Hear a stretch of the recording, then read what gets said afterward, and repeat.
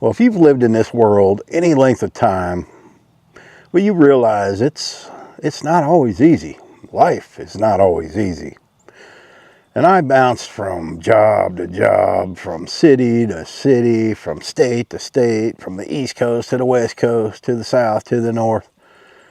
And I never did find what I was looking for because, well, I didn't know what I was looking for. Sometimes you get in a spot in life where you may require somebody's help. And it's either there or it isn't. But it seems like more and more today, you're on your own. And that's when you realize there ain't nobody coming to bail you out. So what do? Well, first thing you have to realize is nobody is obligated to fix your life. Your life is your own. And where it is now, it's probably there because you let it there. You're the only one that can fix it. You're the only one that has the time to fix it.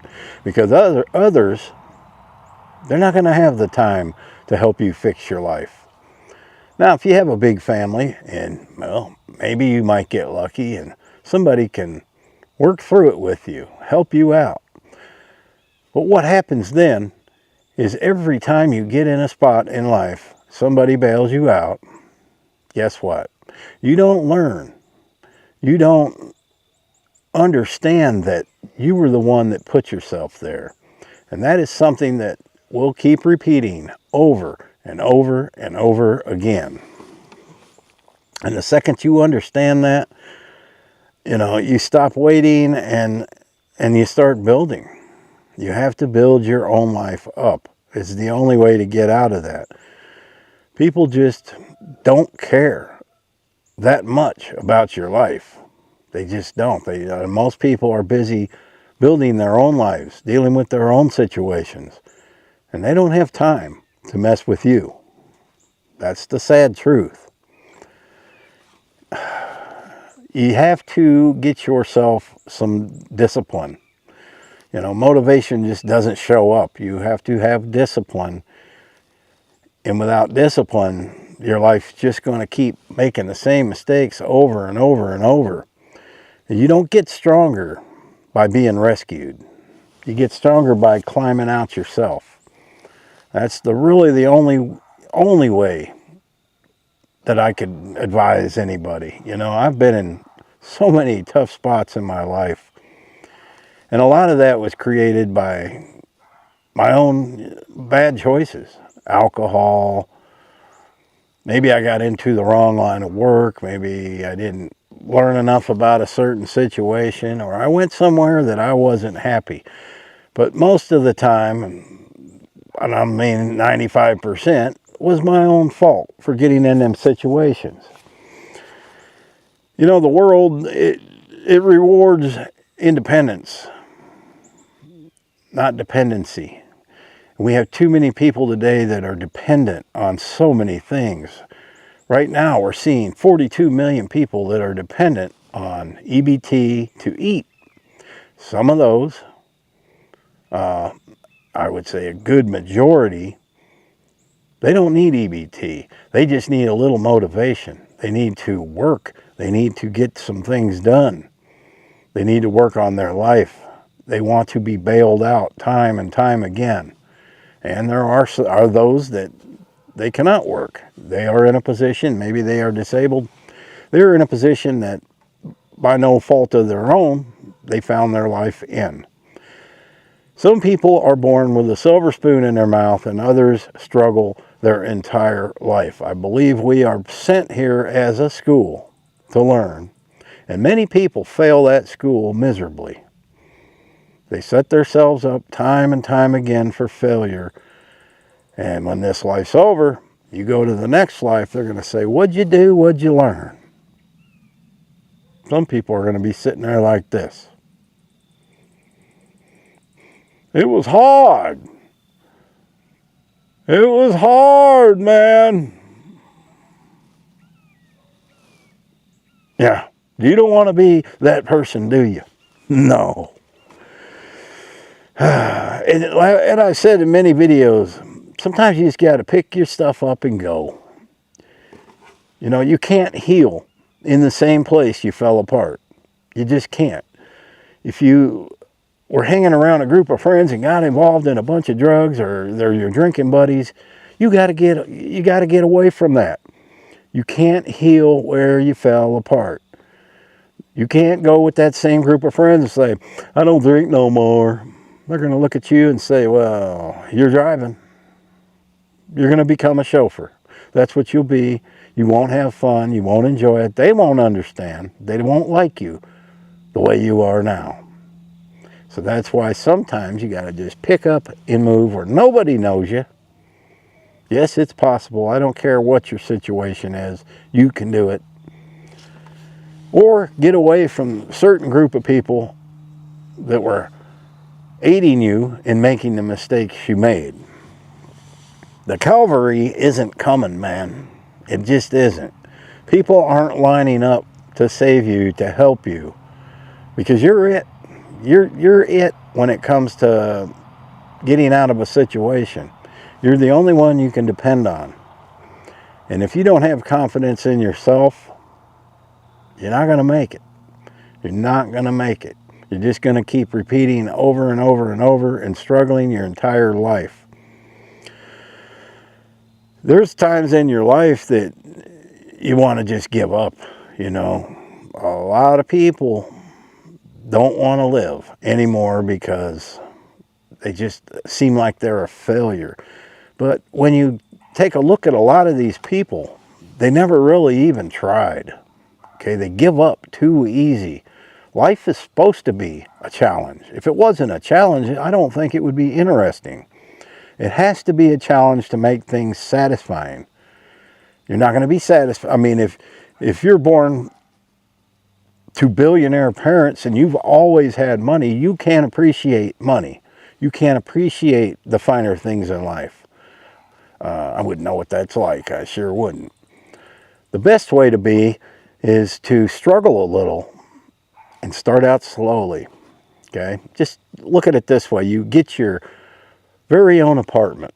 There ain't a stitch of furniture in it. You get a couple of cardboard boxes, you make a couple of tables, you get a bean bag, you got a chair. Next week, you're going to go get a radio. Week after week after week, you just do something a little different to make that place more comfortable for you.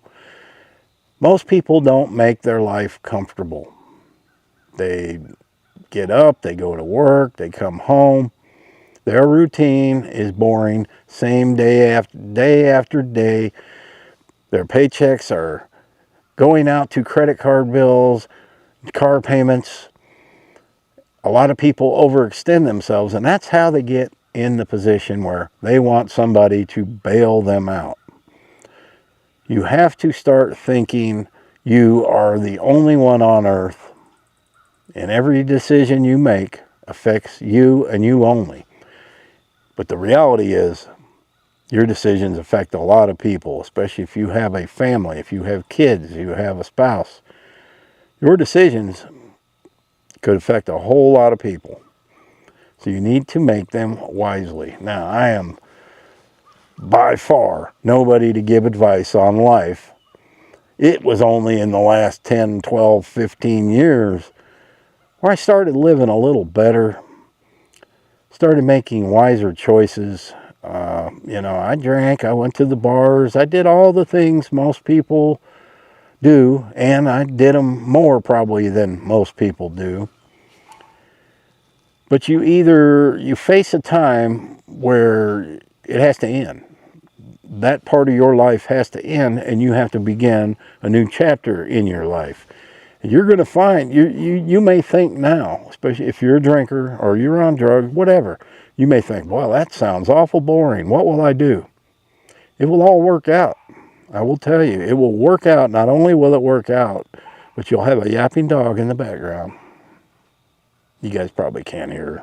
I always notice in these videos, but you will notice that you give those things up, you change your life, you take a different path, it'll take care of itself. You will have plenty to do. You will enjoy it more. You will feel much better. It's just great. But just keep in mind, you know, people, one of the least liked things people like to do is bail people out of situations. I've had certain friends that I know when they call, they either want something or they're in trouble. And so you don't answer. You try not to answer. You don't want to be that friend to where when you do have to have help from somebody, well, they're going to answer and they may help you. All right, I had to pause. The neighbor dog knows when I feed my dogs, and he comes over most of the time to play with the girls, but he knows, and he tries to get into their supper, and then Rooster snitches him out, and she's still barking. I think he probably tried to come back up here now. But anyway, you know, a year ago, 2 years ago, if you told me I would be sitting here making some sort of video like this, I would have laughed, because I was certainly, you know, not in any position to give anybody advice. But I just made a lot of changes in the last couple of years that now I realize, after making them changes, that, man, why didn't I do this years ago? Quit drinking, start eating better, lose weight. My life would have been so much easier.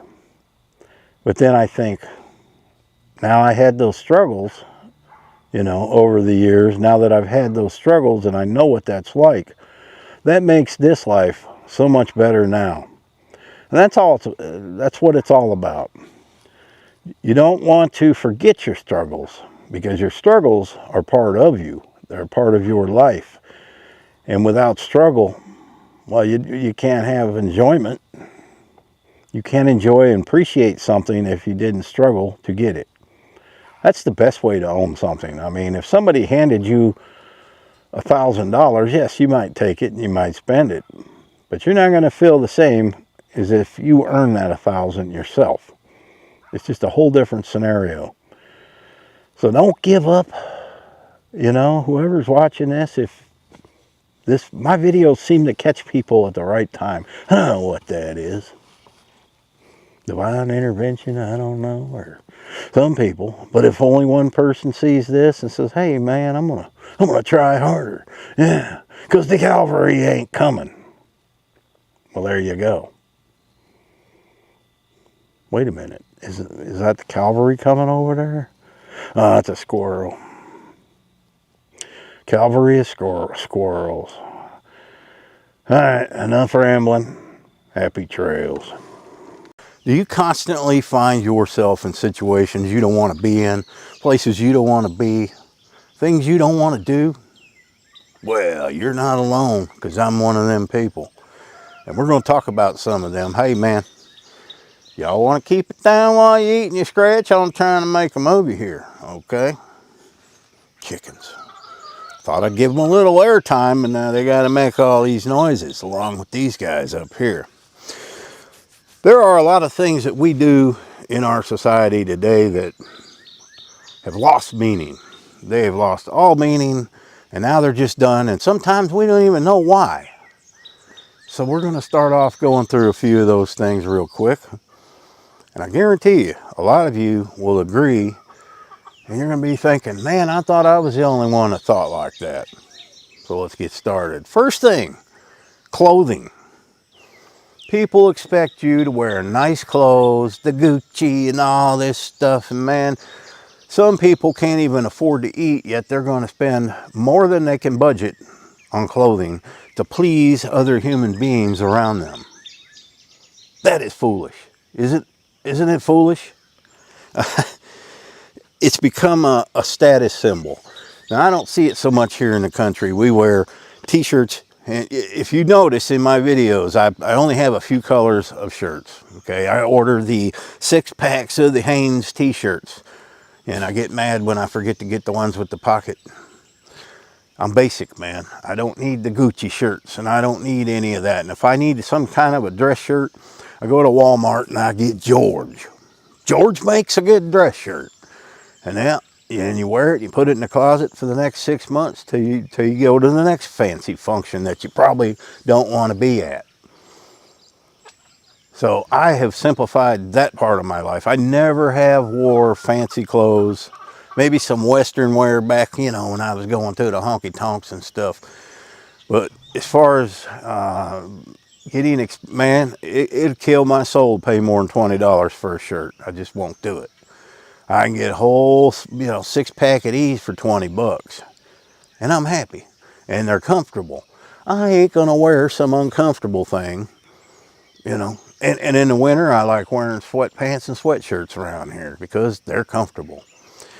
But people seem to judge us all on what we wear. And you see that really, and it was around when I was in school.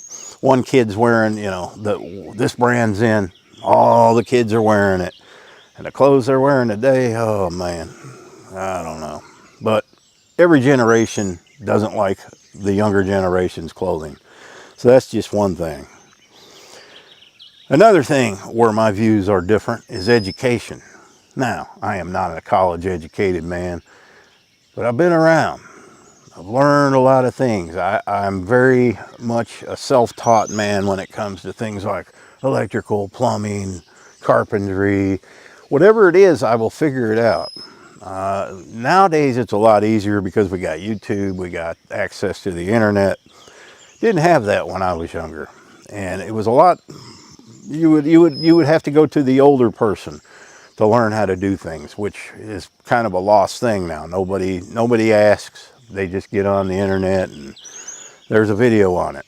So one of the reasons I like making videos when I do the projects around the house. But college has become nothing more than a status symbol again. And the thing of it is, you go to college for what, 4 years, 6 years? You want to be a doctor longer. What are you getting when you get out? You're starting with a huge debt. A huge debt. Does that sound like it's planned? You bet it is. They know they're going to pay you good, but then they're going to be making money off you because of the debt. Yes, we need doctors. I don't know if we need lawyers, but we need a lot of professions. But there are people that go to college for 4 years and they never do nothing with it. And they are probably some of the dumbest people on the face of the earth.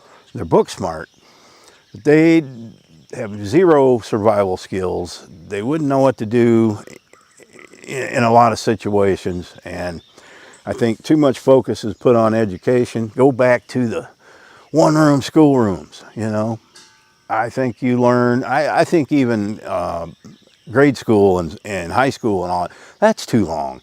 Because after about 8th grade, they start teaching you the same thing over and over. You're not learning much more. Let them out early, let them get some experience because life is short. We don't want to spend our first 25 years of that in school. You're missing out. So, jobs go the same way. The term making it, it's always tied to, it's again, a status symbol. People always ask you, what do you do for a living? Well, why do you need to know that? I have a job, I make money, I'm happy. They don't care about that. They want to know that one of the first things when you meet somebody new on the street, meet somebody new in a relationship, one of the first questions they will ask you is, what do you do for a living? You know why they ask that? Because they're going to make judgments on you based on what you do for a living. And that, that in itself is not good. Careers and jobs also take away a good part of your life. You're spending a big chunk of your day at work or at a job. And a lot of times you're bringing that home with you. I did it for many years. We don't really have a choice. We need to make money, so we have to have a job. So there's really not much we can do about that. I think we just need to change the thinking on why we're working, why we have to have a job. Quit asking people what they do for a living, because I'm guilty of it, you're guilty of it. If you ask somebody what they do for a living and I say, oh, I'm a garbage man, you're going to start passing judgment and thinking things right away. It's human nature. That's just how we do it. So jobs, if we could come up with some sort of life where we didn't have to work, oh, what a place it would be. But I don't see that happening, at least not in my lifetime. Another thing, now these are all things that I don't necessarily agree with or like and don't do if I don't have to. And doesn't mean that you do these things, they're bad. But tomorrow is the 4th of July, right? Holidays is another one that gets me, and they just keep adding more and more and more holidays. But the holidays that we've had, the traditional holidays that we've had in place for years, nobody even knows what the meanings of them are. Tomorrow is 4th of July, which to me is Independence Day. That's the day this country became a country. To most everybody, especially the younger people, to most everybody else out there, oh, it's a day you go pop firecrackers and drink beer and go to the lake. Same with Memorial Day. Same with a lot of these holidays. It doesn't have any meaning. It's just a day they're off work and they can spend some money and have some fun and cook out some food. Christmas has lost all meaning. It's been commercialized. Same with Thanksgiving. That's about eating, eating, eating. Yes, you get together with family, but it's about eating.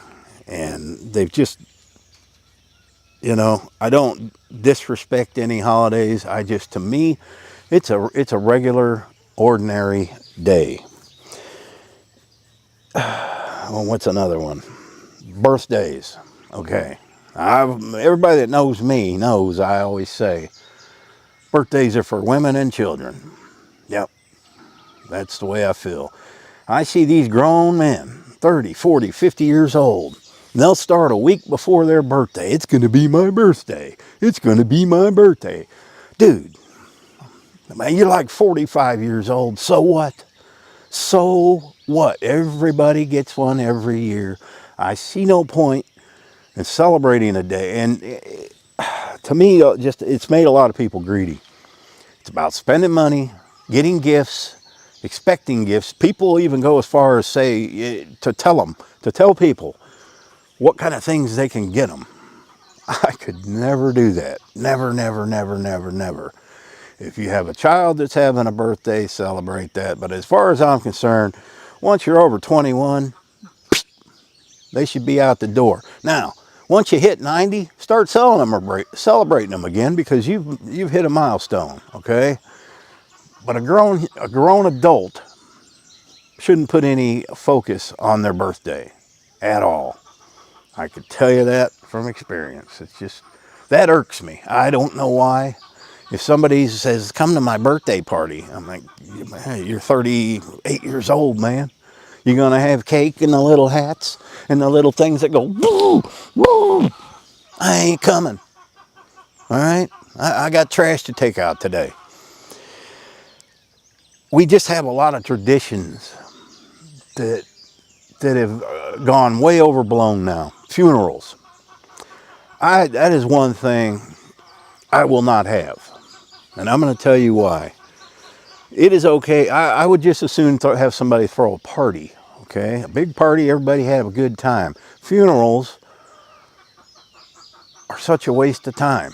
Yes, it's all about extravagance, and I'm not disrespecting funerals, but what do? They make people sad. They make people sad, especially if it's an open casket thing. Ain't nobody wants to, I personally, I don't want to go see. I don't want to see that person laying there. I would like to remember that person the last time I seen them and talked to them, the memories that we had. That doesn't need to be the last thing stuck in my head. And it was worse in the 1800s. They would actually stand them up and take pictures and with the family. It's just, and you just walk in and it's like the funeral directors are, okay, come over here, and they're whispering. And if the person's died, you've accepted that. You have no choice but to accept it. I'm sorry if this upsets you, some of you guys that have had funerals and stuff. I personally, this is just my personal opinion. I think they're a waste of money. I think they're a waste of time. it's just, you can spend as much as you want on one. Miss Tilly, no, no, I got dog intrusion here. You leave that stuff. Okay, you can't be on the camera, okay? So funerals, yeah, like I said, I'm not gonna have one. I don't even want an obituary. I don't want, just, and here's something to think about. In about 100 years, nobody's gonna know who you were or that you ever existed. That's the truth. Tilly. Okay. So why does it bother people when you buck the system, when you don't like these traditions, you don't choose to celebrate these things? Why does that bother people? Because that challenges what they think is normal. It gets them to thinking. And, well, Tilly, shoo, she's something else. It challenges what they think is normal, and God forbid you do that. People do not like to be challenged. People like routines. People like the same thing every day, every month, every year. And I don't like living life like that. I wake up every day. I don't have anything planned usually. And I think cities have ruined a lot of that for humans. They just have. Everybody's too piled up. Things have gotten too easy. You want to go to the store, it's around the corner. Out where I live, it's an hour drive too. If I want to go to Walmart or something, or the nearest city, it's an hour's drive. I got time to think. I got time to think on the way back. It's an adventure, and that's the way it used to be everywhere. Even in cities, they didn't have a store on every corner or a restaurant on every corner. And now there's just too many options, and people are spoiled, and life has just become routine, very routine. And I like to break that cycle. If I want to wake up tomorrow and not do a thing, guess what? I ain't gonna do a thing. So if you're feeling like that on some of them subjects or all of them subjects, let me know in the comments. Give me a like and subscribe. Now, I will be getting back as soon as it starts cooling down. It actually hasn't been a hot summer, but a little too hot to be outside working. I'll get back to my projects, but I'm going to be putting some of those videos on my other channel. Okay, bird. Did you have to be so loud? I'll be putting some of them up on my other channel, and that channel name is The Dog Man. I will have a link in the description. I've had that channel. That used to be the name of this channel, The Dog Man. And that used to have Washita Mountain Living in, and I swapped and confused a whole bunch of people and lost a whole bunch of subscribers. But here we are. So, thanks for watching, guys. Happy trails. Now today, I thought we'd talk about something a little fun. But I don't want you to get all upset and insulted, because it's something that young people have been doing a long time. And that's talk about old people. Now, I ain't old. I'm going to live to be 120. So I figure I'm like a teenager. So I'm going to give it to you from a teenager's view. Things that old people do. And I've always done. It's just something, something old people have always done. Are you going to be in the movie, girls? Okay. Old people have been around since the beginning of time. Well, not really. They had to get old first, and then there was old people. So maybe 80 years after the beginning of time, then there started being old people. That sounds good, yeah. Now, old people do things that younger people don't do. They go to places younger people don't go to. If you ever want to find old people today in modern society, I'm going to tell you where to go to find them. And I'm going to tell you what's going to go on there. Now, if you live in a town that has at least, 200 people, you probably got this place. And it's in every town in America. And that is the post office. That is the mecca for old people. They love to go to the post office. They'll go every day. They'll buy stamps. They'll mail packages. They'll read their mail. in the post office. They'll sit in their cars, wait for other old people to pull in, get out of their cars, have conversations in the post office parking lot. You know they're old when they pull in. It's usually a big old 4-door car, and they'll have a box of tissue right in the back window. Yep, don't know why it's there. If you need it, how you gonna get to it? It's in the back window. Sometimes there'll be a AAA sticker right on the bumper. They are proud members of the AAA. Now I know some of these may not happen anymore, but I'm going back when I was a kid. This is what old people did. Some of them still do it. But those old people have passed on. Now we got new old people. And in 20 years, we'll have new old people. And they'll do different things, ever so slightly. But old people always have one thing in common. And the tissues are one of them. They got to have this box of tissues. I don't know. Well, I don't know. I'm almost 60. I haven't really felt the need to buy tissues yet. So I guess I'm still pretty young. Yeah. Another thing you'll notice about old people, they're cold all the time. All the time. They got their sweaters on when it's 100 degrees out. You walk in one of their houses, the windows are painted shut. They ain't got no air conditioner on. It's hot in there. And if you try to go towards that thermostat, you're going to have a hostage negotiation on your hands. You ain't touching it. Old people like ice cream. Yeah, they love their ice cream.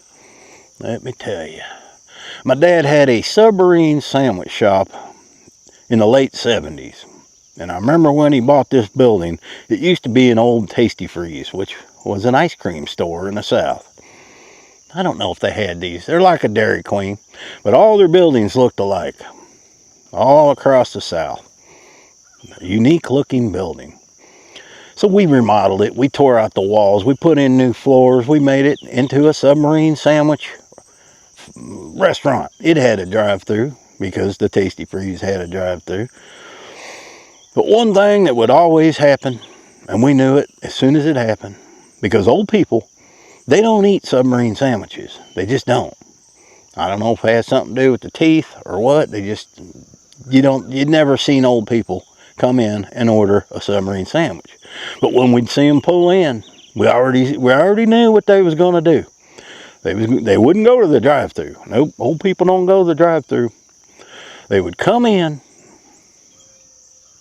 Take forever too for them to get in the door. And they'd look around. I'll have a vanilla cone. Sorry, ma'am, we don't have ice cream. We have submarine sandwiches. You don't have ice cream. Isn't this Tasty Freeze? Old people use landmarks and things that used to be. They don't read signs. They just pull in. Think it's business as it used to be in the 20s and 30s and 40s and, But we would see that all the time, and they love their ice cream. I feel sorry for them now. There's not many ice cream places left. I tell you what. They'd get back in their cars. You'd hear that AM radio blasting. If there was a baseball game on, that would be on too. Everybody would know when that batter got struck out for a block. They'd head to the grocery store. If you were unlucky, you would be behind an old woman in the grocery line. Yeah, everything would get rung up. The cashier would hit total. But no, a fistful of coupons would come out, okay? All the coupons would be scanned. Back then, I don't know what they did. I don't remember. But they'd go through the coupons. She saved $14.09. She's happy. But Friday, everything's still too expensive. Now, she may not remember that the Tasty Freeze is now a submarine sandwich shop, but I guarantee you, she's memorized every price of every item she put in that cart. She knows it. And if she gets overcharged, she's looking. Out pops the receipt. She tells them the total. And then, and only then, she begins to dig in her purse and dig out her checkbook. She don't even have the name of the grocery store written on it yet. You have to sit there. And she don't write as fast as she used to. You have to sit there and wait for her to write this check out. Got to do this number before she pulls the check out.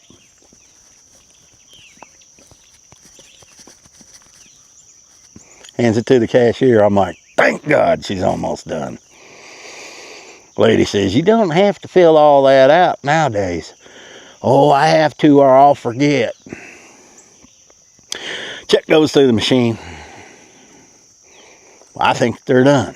All she's got to do now is push that cart away and get out my way. Because I've got my beef jerky, my gallon of unsweet tea. I just want to get out of there, man. Nope. She has to sit there at the little stand and fill out what that check was written for. I thought these days was over 20 years ago. Nope. She's still writing checks.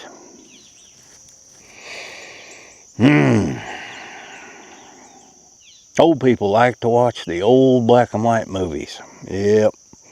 Maybe I'm a little dated here because I'm getting some of these stories from my grandparents who passed on.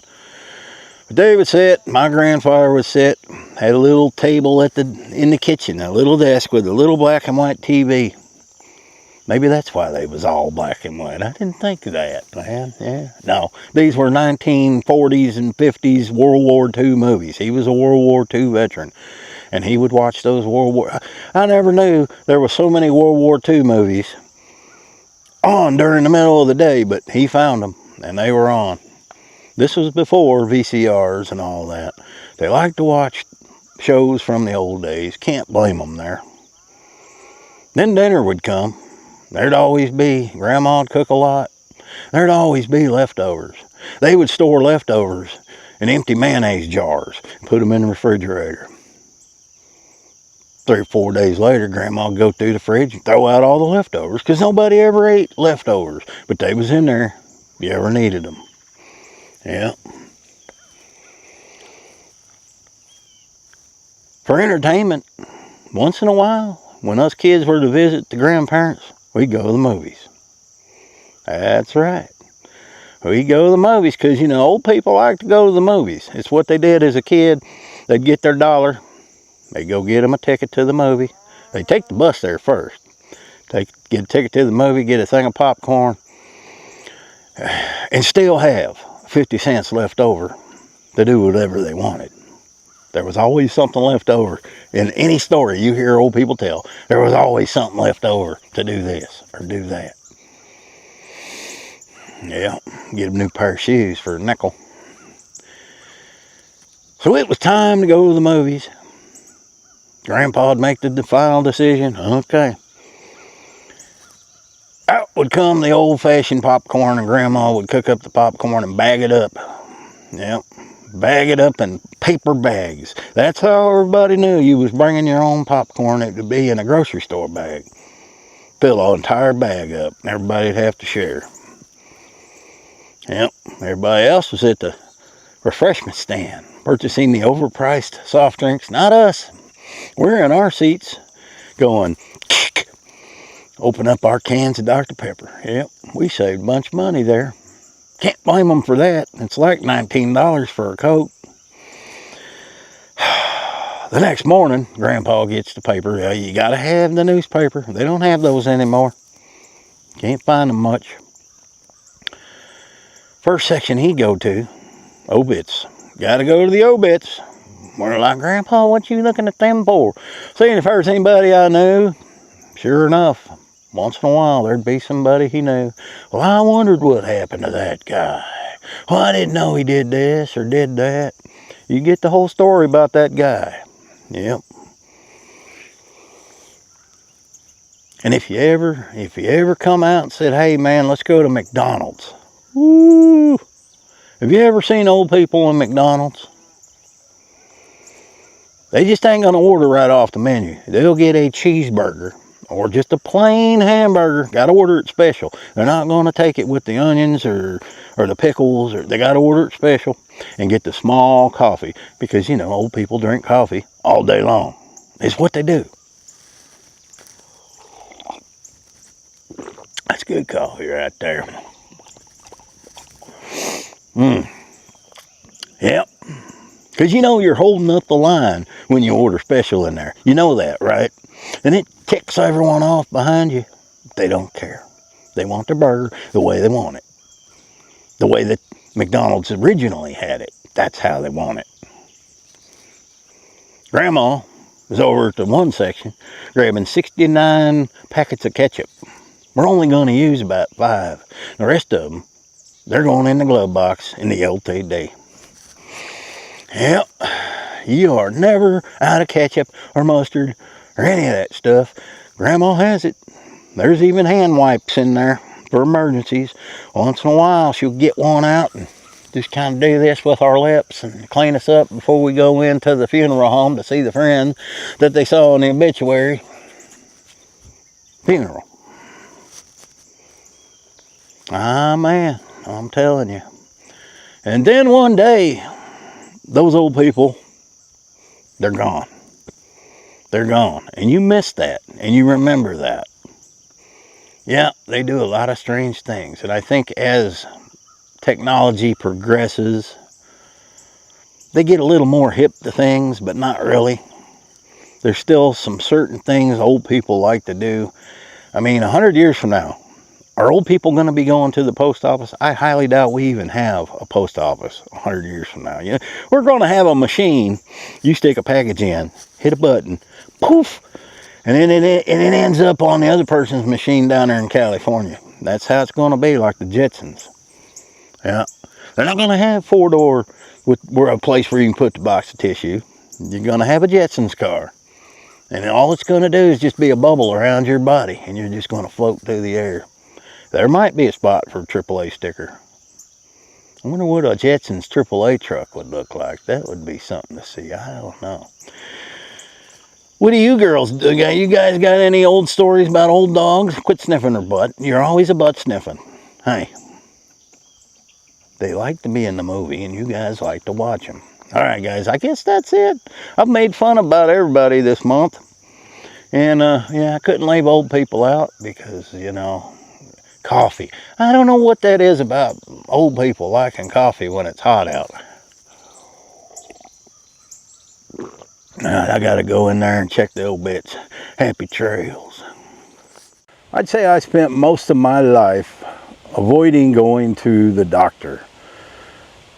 I had a few surgeries when I was younger, but other than that, I never really went to the doctor. I could probably count on one hand how many times I went to the doctor from age 20 to 50. Well, 45 I think it was. I don't know, 45, something like that. Anyway, one thing you're going to find out if you're like me and you finally do go to the doctor, they do your blood work, they do your urinalysis, they do all these tests. Most likely, you're going to leave there with a stack of prescriptions, because the healthcare system today, well, you could call it cookie cutter. They have one protocol. They all look at the numbers, and if your numbers fall between a certain amount, you get a prescription.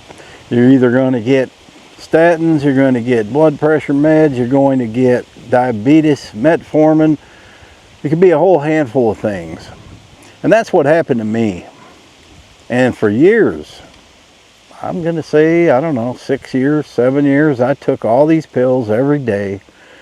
And I never felt any better. Nothing ever helped me. I think it just kept my numbers in check. And then here about, I don't know, almost 2 years ago now, I started changing the way I ate. I started feeling better. Started checking my blood pressure, my blood sugar. I threw all those pills out. Now this video is not about carnivore or any of that. It's about the healthcare system. How do you know to trust your doctor today? How do you know they're feeding you a bunch of crap or not? I'm finding that out now. You know, when I first went in and they said, oh, you got to take all these pills, and my medicine cabinet was full, man. I got to take 2 of these a day, 1 of these a day, 2 of these a day. It was crazy. And I thought that would be how it would be the rest of my life. And how many people are out there taking the same kind of pills? A lot of you that are listening right now probably taking the same kind of medicines. Not once, not one time did anybody tell me, you know, you need to quit eating the foods you're eating. Nobody educates you on the foods that you're eating is causing all these problems. Look at how many people are overweight today. Now that when you are overweight, certainly you're going to have risk for diabetes. You're going to have high blood pressure. Your body is working overtime. You're going to have a lot of inflammation, a lot of pain. That is the one thing I stayed away from. They tried to prescribe me ibuprofen, big high doses of that. I wouldn't take it, no matter what the pain was. I don't want to take anything for pain. And I think that's good, because if you can handle, the more pain you can handle, you're better off later on when something really happens where there's a lot of pain. You will build your pain tolerance if you stay off those pain medications. But not only that, ibuprofen's bad for you. It's really bad for you. There's really no drugs that are good for you. Our bodies are not intended to be a dispensary for pills. Now, the pharmaceutical companies, they want these doctors to prescribe you all these pills. The insurance companies, they're all in bed together. So how do you trust? You know, yes, there is going to be an occasion where you're going to have a doctor. You know, obviously if you break a bone or something like that, you have to go to the doctor. You get a poisonous snake bite. But man, when it comes to your innards, what's going on in there, I think just changing the way you eat. The foods are poison today that we have. People are consuming seed oils, they're consuming, pick up a loaf of white bread next time you go to the grocery store and see if you can pronounce anything that's in there. I did a video on my other channel about a year ago comparing labels from the 70s to the same product. I think Wonder Bread was one of them. Took Wonder Bread, the label from the 70s and the label from today, and I'm going to tell you that it has changed. And people think, well, why didn't we get sick when we were kids? Well, you have to look and see what they did with the ingredients. Macaroni and cheese. Kraft macaroni and cheese was another one of them. It was pretty basic back then. We ate that as kids all the time. I remember we had that about every Saturday. Grilled cheese sandwiches. All those products now are just filled with preservatives, seed oils, and that is what is making everybody overweight. If you're old enough to remember the 70s, you remember most everybody was slim at an average weight. Nobody was, there were a few, yes, few overweight people around. There always has been. But a lot of that, the overweight people that you saw back then, maybe they actually had a medical problem, or they were just pigs. Okay, they ate a lot. That's probably what a lot of it that you saw was. I know I went to school with a certain person that was overweight all their life, and finally ended up having surgery, like gastric bypass, to fix that. But sometimes there is like a gland or something that's off on, somebody's born with something that's not right. And especially with today's foods, it's really hard to keep your weight down. And I've said in other videos, when I do the carnivore videos, man, I just look at food now as a fuel. It's just like water. I know I got to have water. I drink it. I know I got to have food. I don't try to make gourmet meals anymore. I don't, you have to use some discipline where everything in our mind today is like every meal has to be gourmet, everything has to be good. It doesn't. It doesn't. You eat, how long you spend a day eating? Maybe half an hour total.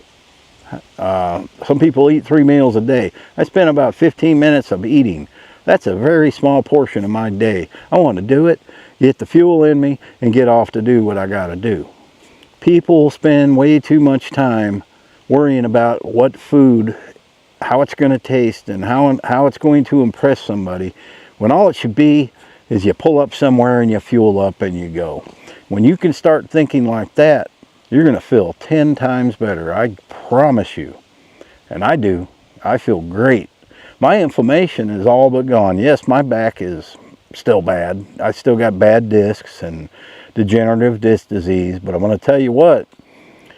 When I find myself working too much, I do overdo it one day. The next morning I'm fine. I don't have any inflammation. You know, I've been over and did something stupid once in a while, and it hurts, but I don't get the inflammation anymore because I quit putting all that crap in my body. But getting back to the going to the doctor, you really need to be careful when you're getting your blood work and all that done, because those scales, those average scales that they have, that you're supposed to fall in between a certain number, all of them, your cholesterol, all of these things, the way they get those is they average the whole country. So if you've got 5 million fat people coming out with the same results, well, that's what they're basing it on. They're not basing it on what an actual healthy person should be. I might have messed that up, but I've seen the studies on that. But it's not. I think Dr. Ken Berry was talking about that. That is not the scale. You know, it's just an average. So a lot of people, when they're asking me about why can't I say that today? Cholesterol. They're worried about the cholesterol, how high it's going to be, and that's something that they've made us fear. Cholesterol, a lot of things are making us fear because they want us on them pills. If you take these pills, your cholesterol will stay low. Well, I was on those pills before and it didn't do squat. And I wasn't going to take any more than what I was taking. So it's very, you know, it shouldn't be this way.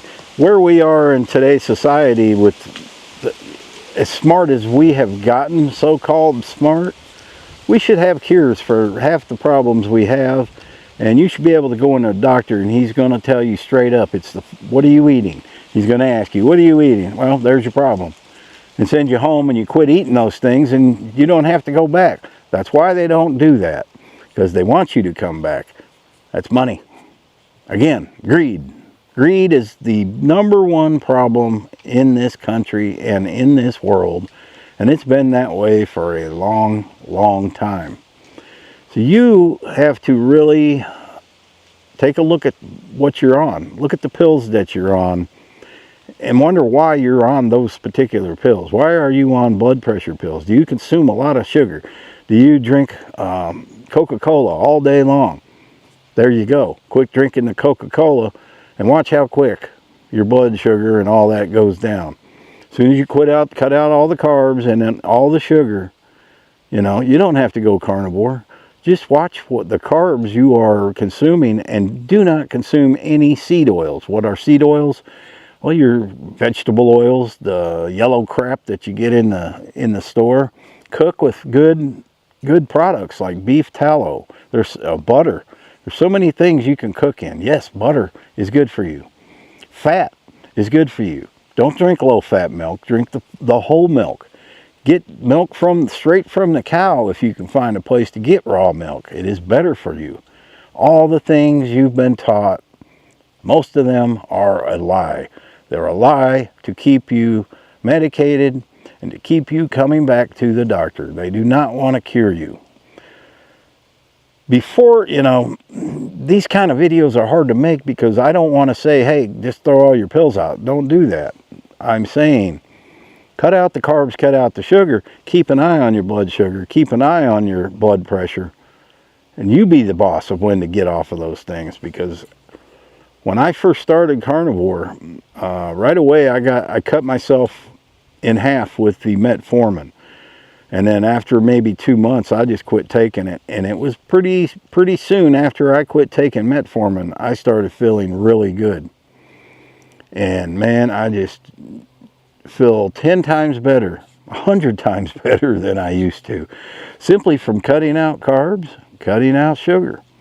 Some of you out there are never going to give those things up. You just think life is too would suck without them. But I'm here to tell you, it's a whole lot better. You would enjoy it. Your mind will clear up. That is another benefit of cutting those things out. Your mind. You might think you're losing your memory because you're getting older. It's all the crap you're eating.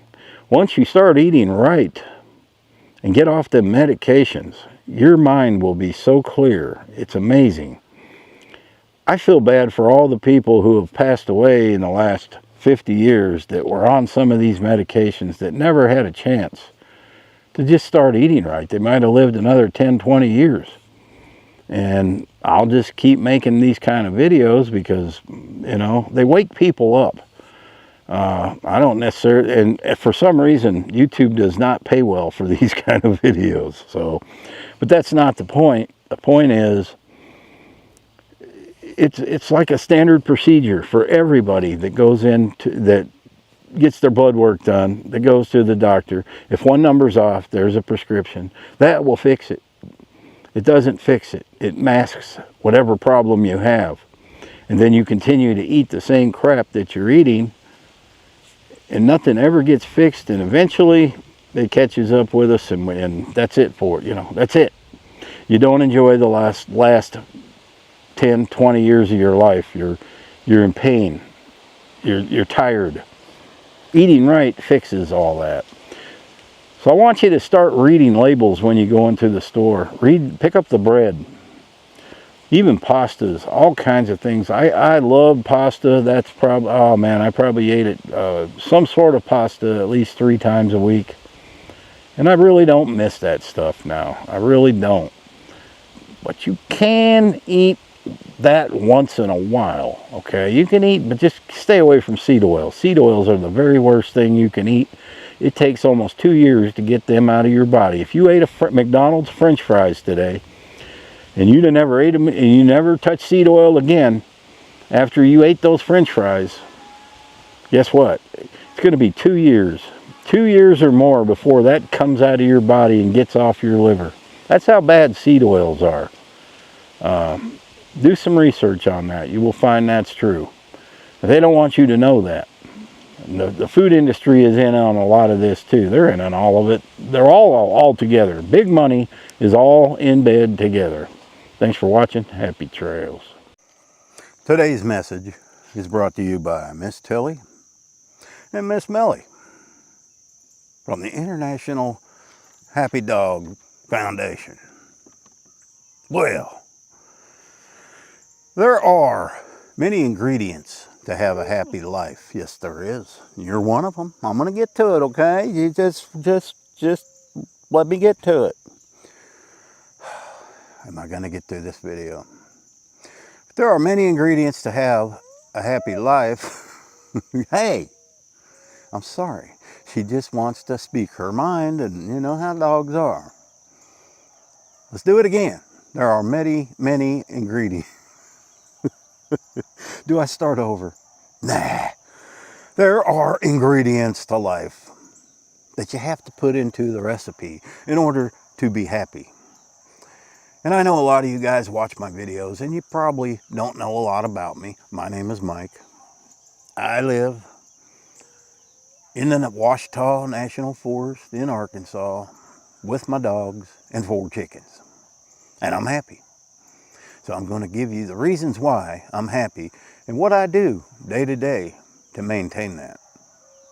May not interest you, but if you take 1 or 2 of these ingredients, you'll be a little happier. So we're going to start with number 10.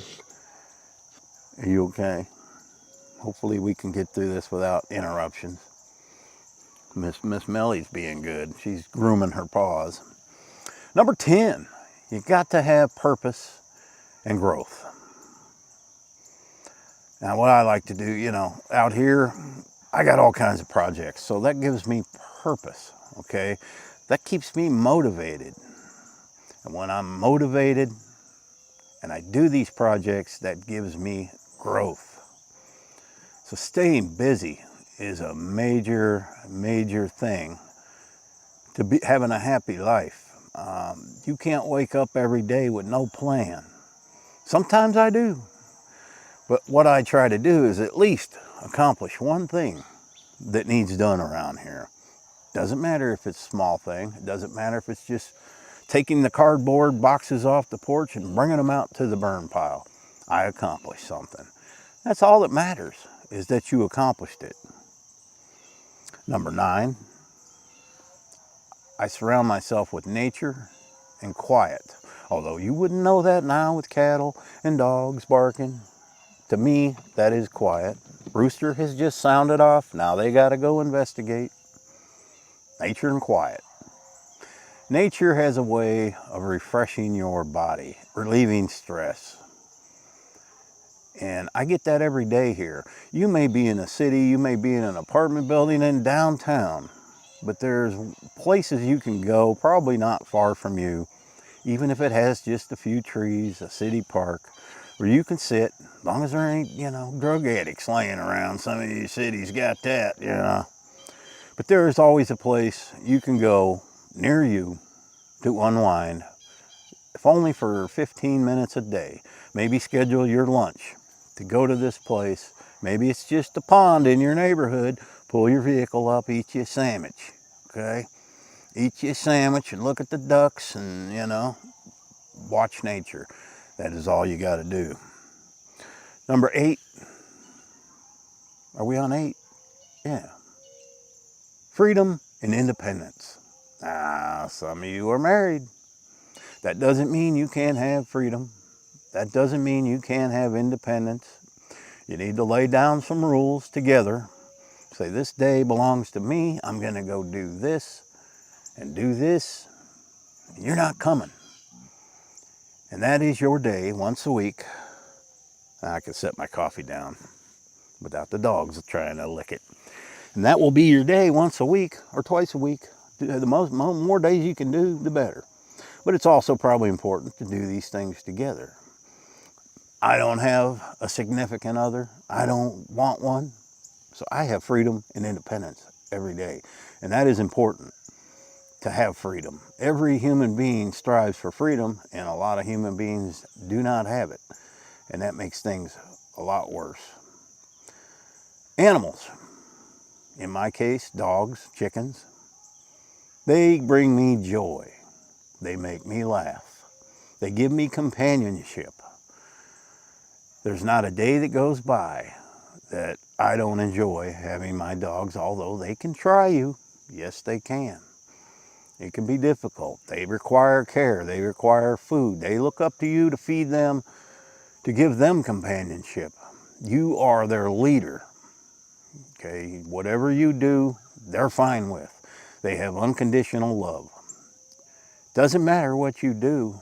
10 minutes later, even if they get in trouble, they will still love you. It doesn't matter. There's never an argument with a dog.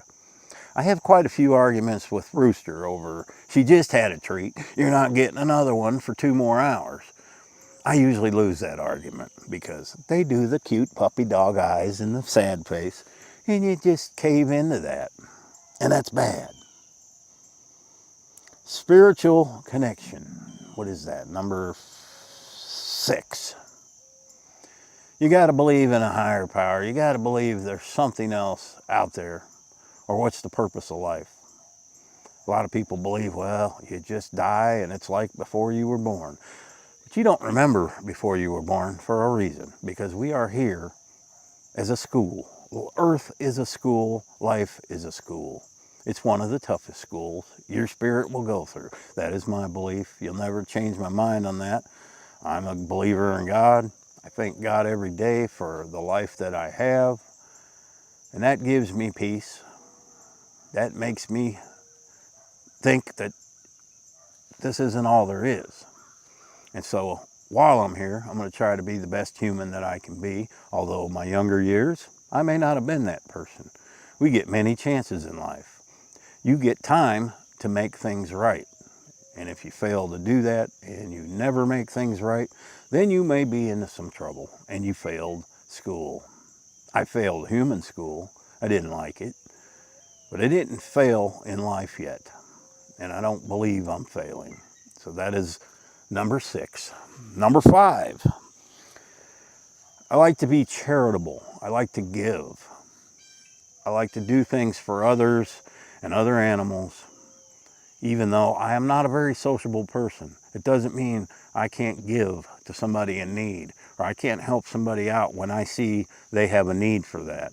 If there's something I have that I don't use, or I don't really, there's even been things I really could have used and could have kept, but gave them to them because I knew maybe they couldn't afford it.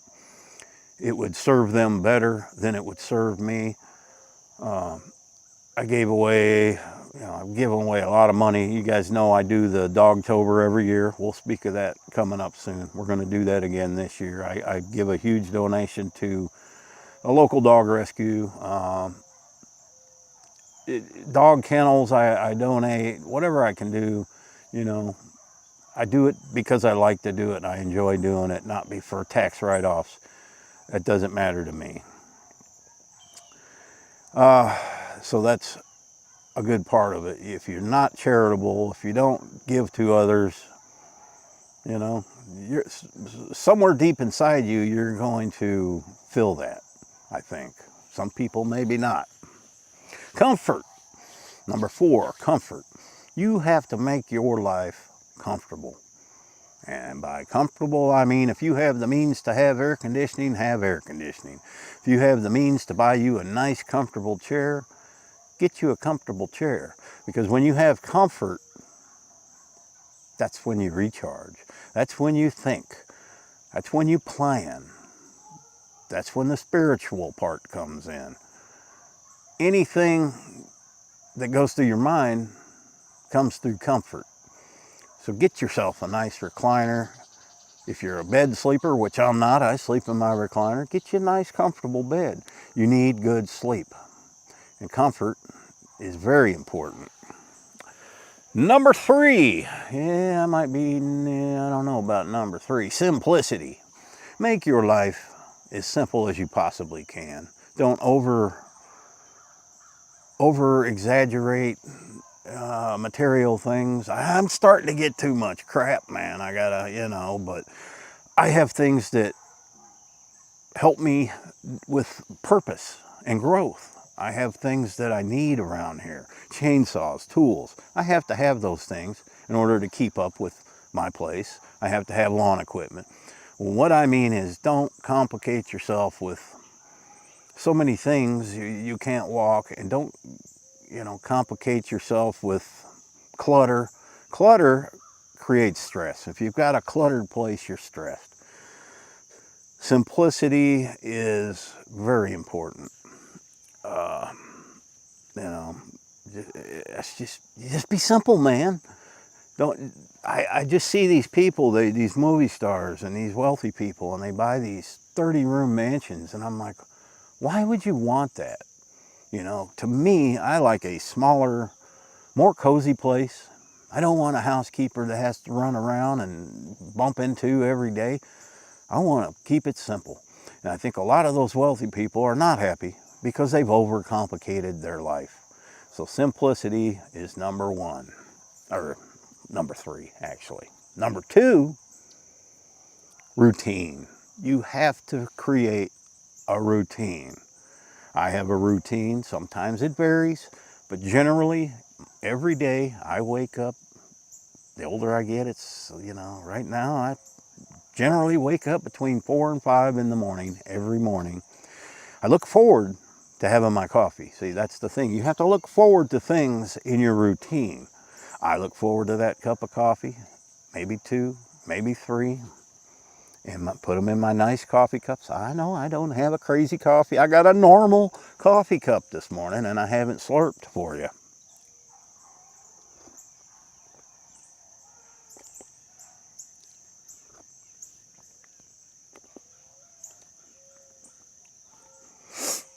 There, that's all you're getting today.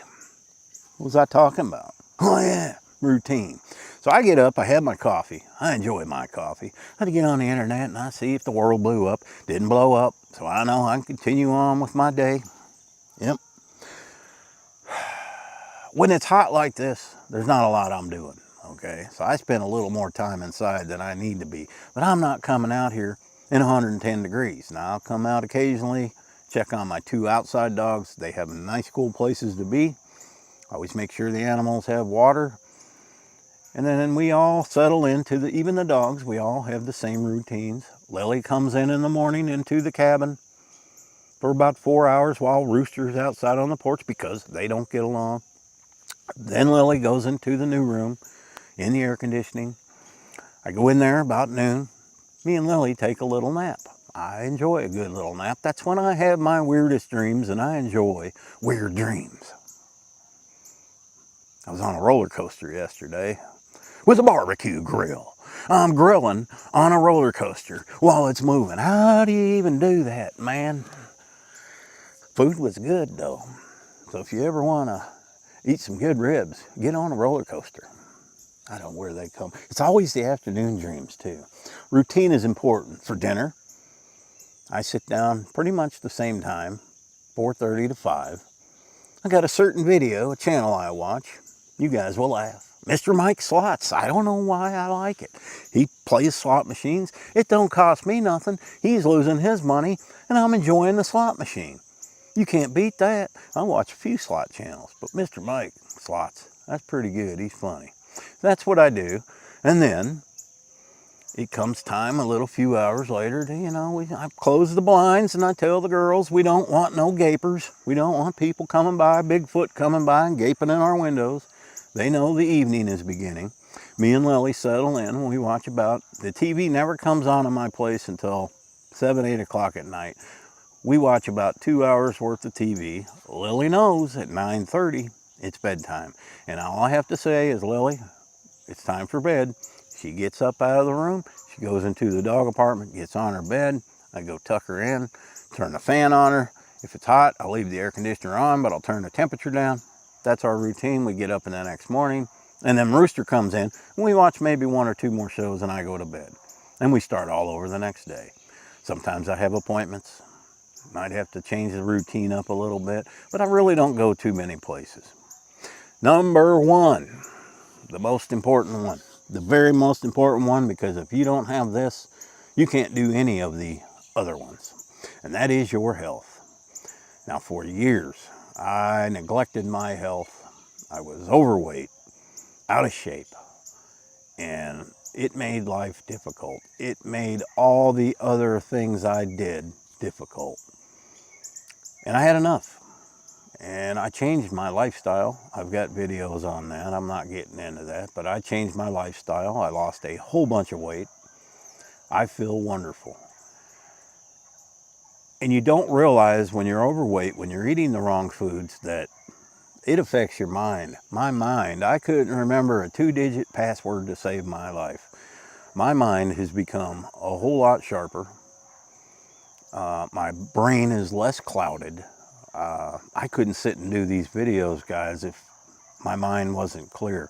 I don't use a script. I have little notes of maybe some topics I cover, but other than that, I don't have a memorized script. I don't have a teleprompter. I just get out here and I talk.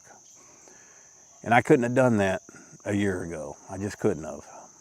Well, maybe a year ago, but I was just beginning to lose weight about a year ago. I started this journey of May of last year, and I'm on that journey, and I will stay on that journey. It's not always about losing weight. It's about keeping the right foods in your body that keep that mind clear and to keep your organs in good functioning order. And so that is something I wish I would have done many years ago, because up until the last 11 years, I led a very nomadic life.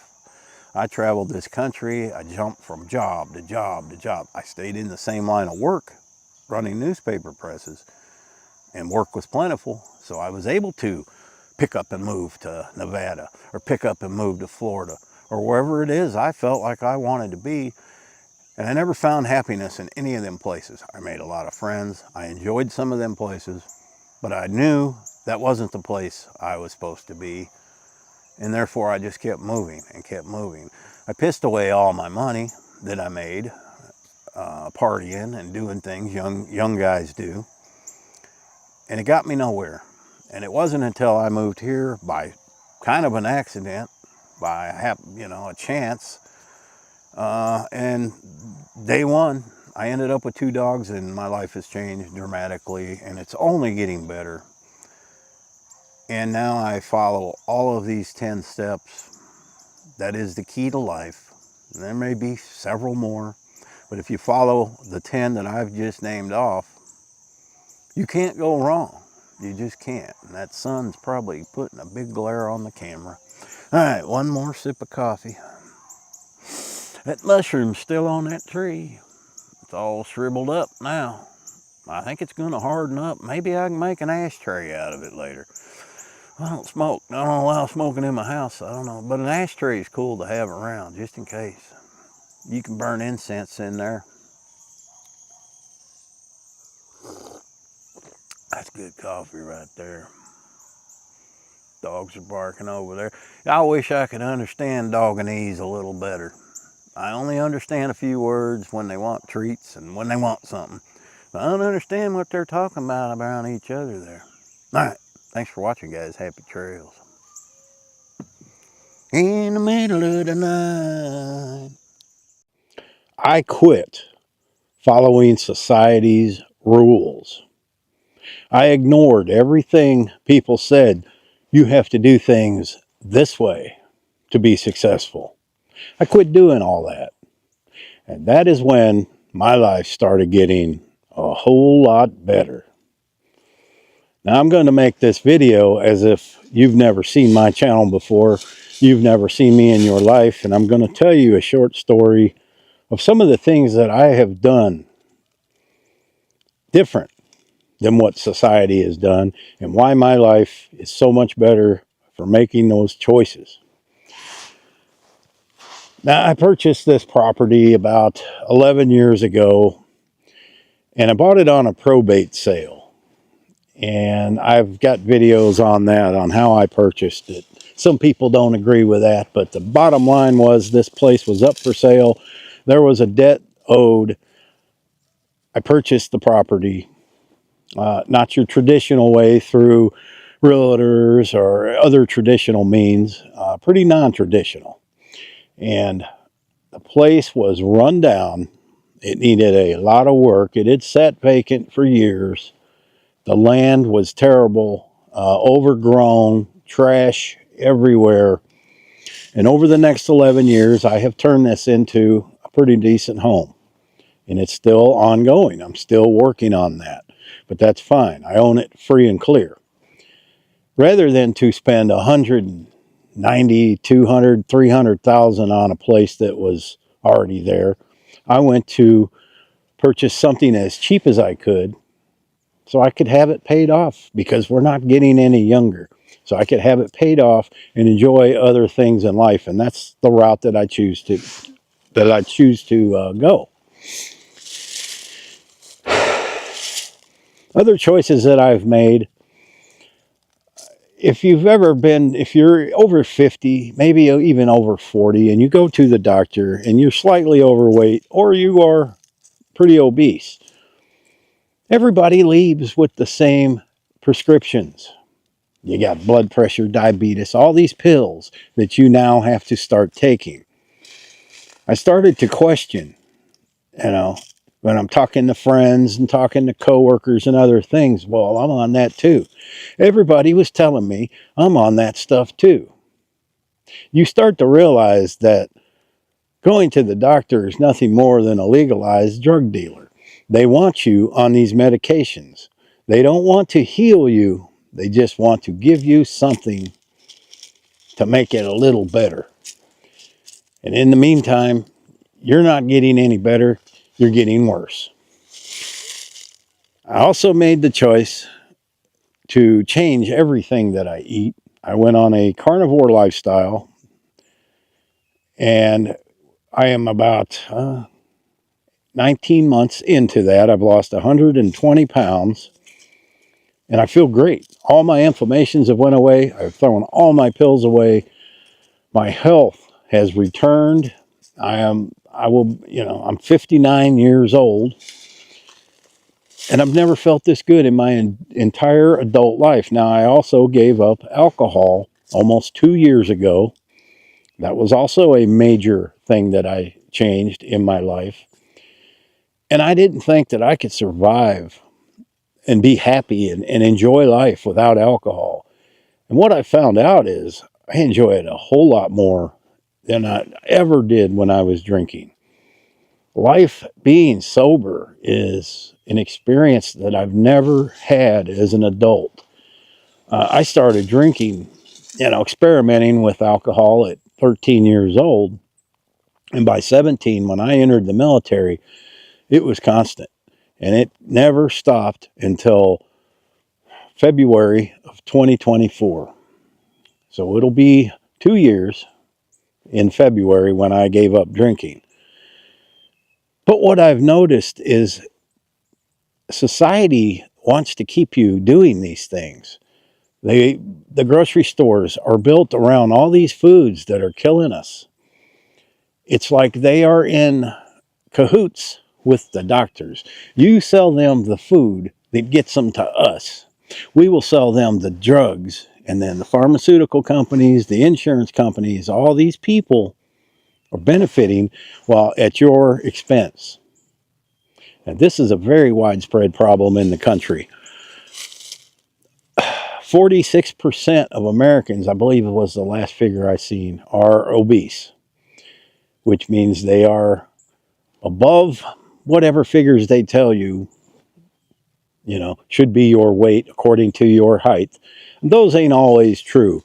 I'm a big bone person, and I have found even through carnivore, I reach a certain point, 197 pounds, I can't really get below that. So I don't think I would look too good below that anyway. Your body knows when it's time to level out. And I think that's where I have reached. I really don't want to lose anymore. I feel great. There's no reason to keep losing weight. You just have to get your body to where everything is functioning the way it needs to function. And I believe that's what I've done, and it's probably only going to improve. And so what I have gained by not following society, and also, I haven't even mentioned yet, I have chosen to live alone, to not be in a relationship. It's not that I don't like women. It's just today, to meet a woman my age would come with a lot of baggage, a baggage I don't want to deal with. Maybe I'm wrong. Maybe there are certain women I can meet. I just don't want to deal with it anymore. I had relationship after relationship, and it never works out. There's always seems to be something. Yes, I was a drinker back then. You can go sit here all day and think, well, if I would have been like this 20 years ago, maybe things would be different. I believe life happens the way it happens, and you never should regret anything in the past. Yes, you don't have to be proud of things you've done, but to sit there and wish that you had a time machine to go back, what would you have changed? That's ridiculous. You go forward. That's the only way we can go, is forward. And what's ahead of you and which path you choose, that's the important part. So even if you are a horrible person and you've changed your ways, you just go forward. And if those people don't want to be in your life, then you let them go.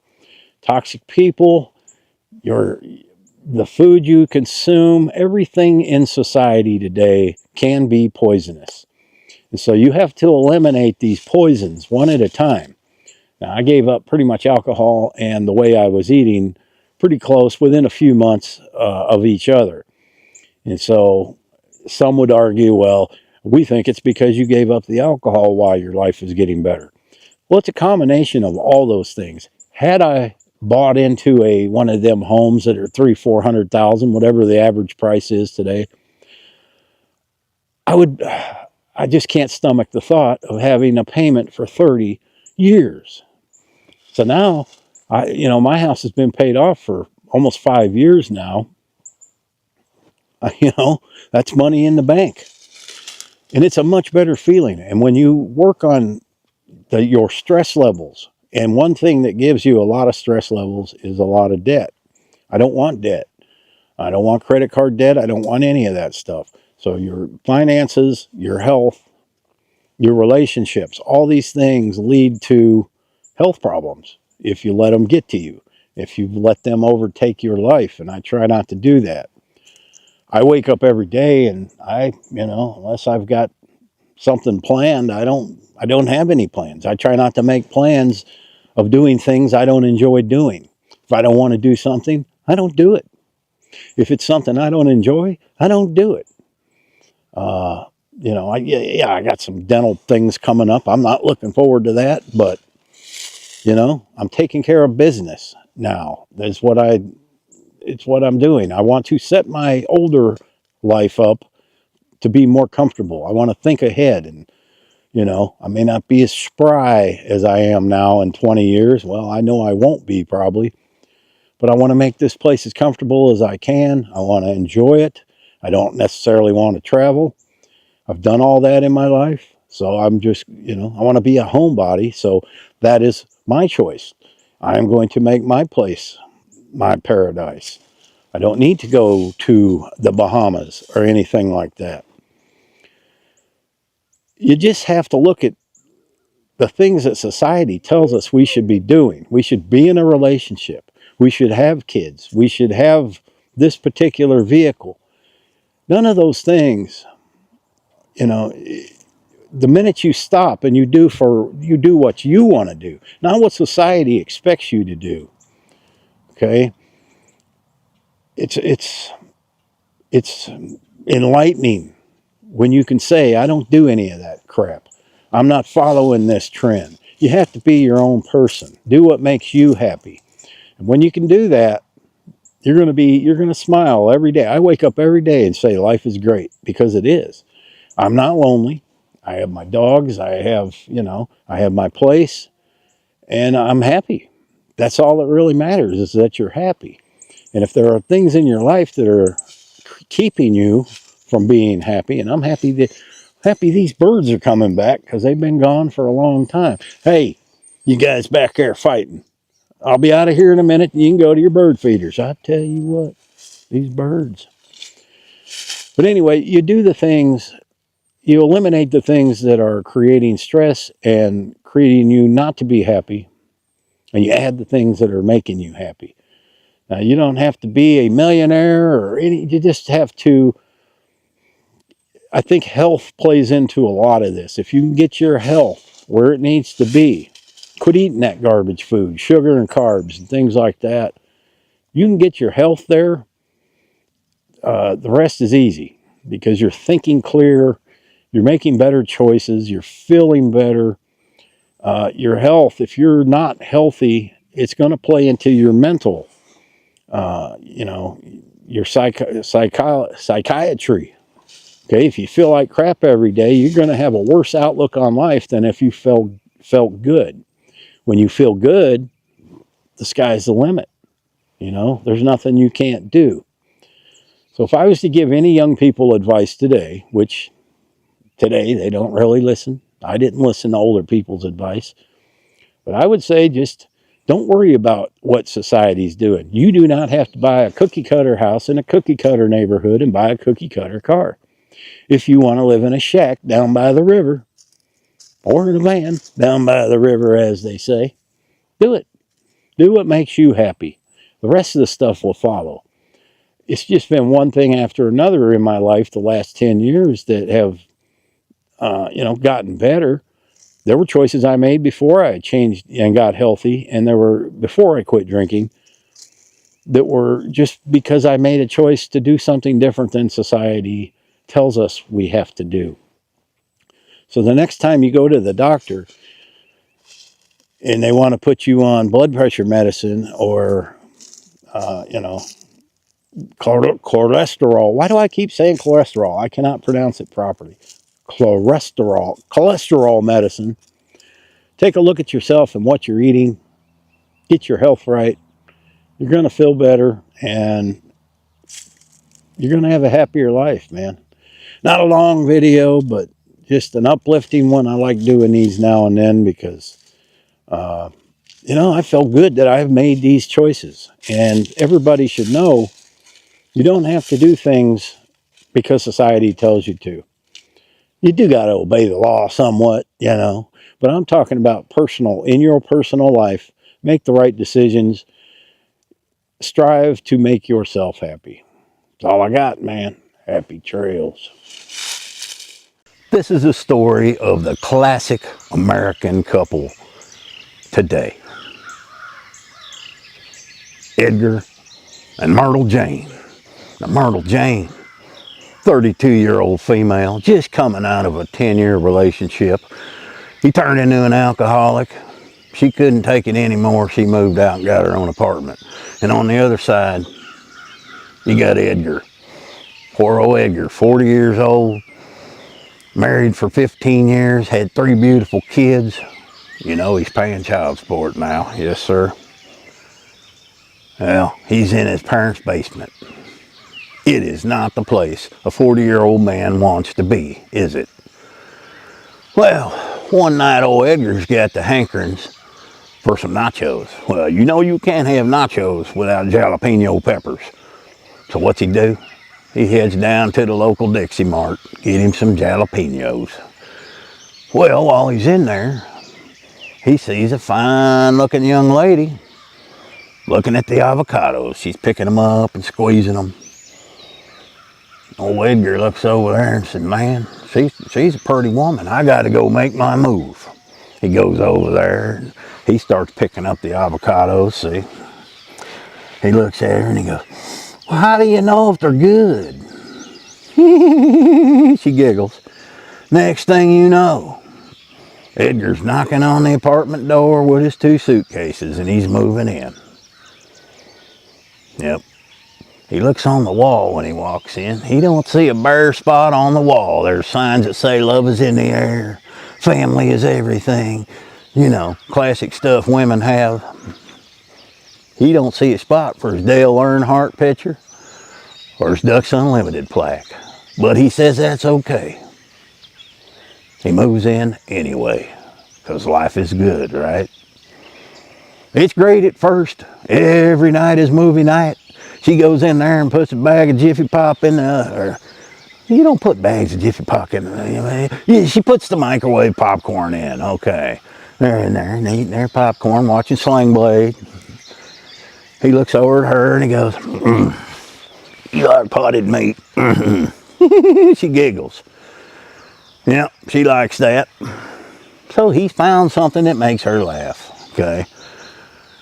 Well, a few months later down the line, guess what? He's in there by himself. There ain't no bag of popcorn. She's in there on her phone. A few months later, he's out on the balcony sipping on beer. She's still on that phone giggling. Who you talking to? Oh, my friends. Okay. Then one day you walk in the kitchen for breakfast. And you look over and you go, what you got up in here is good to eat. She don't giggle no more. In fact, she looks over at you and says, you get your ass out of my house now. It's over. As quick as it started, it's over. How many times has that happened to you? Because it's happened to me several times. And it happens to everybody at some point. Sometimes you get lucky and you find that one person and you're good for the rest of your life. But today, that's rare. But that's not what this video is about. This video is about living alone. How do people do it? Well, there is adjustment periods, but I will tell you this, once you get it mastered, it's great. You've got nobody to answer to. All the walls are your stuff. It's great. It is great. You can do what you want. You can sleep as long as you want. You can just take the trash out when you want. Because face it, today people, I don't know, they get offended when somebody asks them to do something. If it's your idea, it's one thing. But if somebody else has an idea, it becomes a burden. And we just don't like to be burdened anymore by things. And I don't know why that is. Everybody, if you're living together, should share the responsibilities. I guess it depends on the situation you're in. You know, if you're both working, you're both busy, then you have to split the duties of the home. Some guys don't do their part. Some women don't do their part. So it's not so much the man's fault or the woman's fault, it's both their fault. And a lot of people move in they move in with each other way before they're prepared for that. Maybe they just came out of a relationship with someone else and don't even have those loose ends tied up, and they're already jumping in the fire with someone else. That only leads to trouble, and it never seems to work out. I think some of the worst relationships you can get into is somebody that just got divorced. What do they call that? On the rebound. Oh, I've done it. I've met women that just got divorced, and you know, I don't know why that is, but I think it sparks some new life into them. Maybe you, I don't know. But it's never good, never works out right. You're doing things for all the wrong reasons. Now, sometimes you may get lucky and meet the person of your dreams. But let's talk about living alone. Some of the advantages, some of the disadvantages. This kind of goes along the line of one of the last videos I put out, but you know, that video was about why I'm single, but this is the general population. What's the good points about living alone? Well, I already mentioned a few. Now, I think a lot of trouble starts with people when,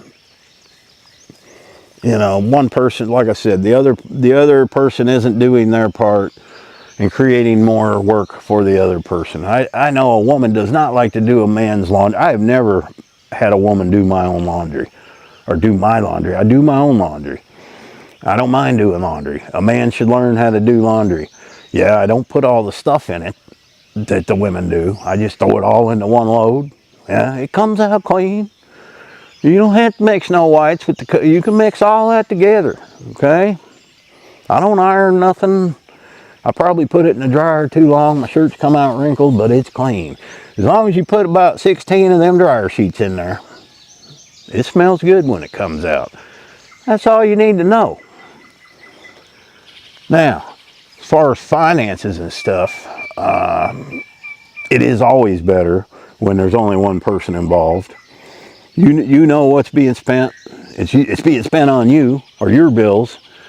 You don't have to fork out money for extra things like beauty parlors, she doesn't have to fork out money for car parts.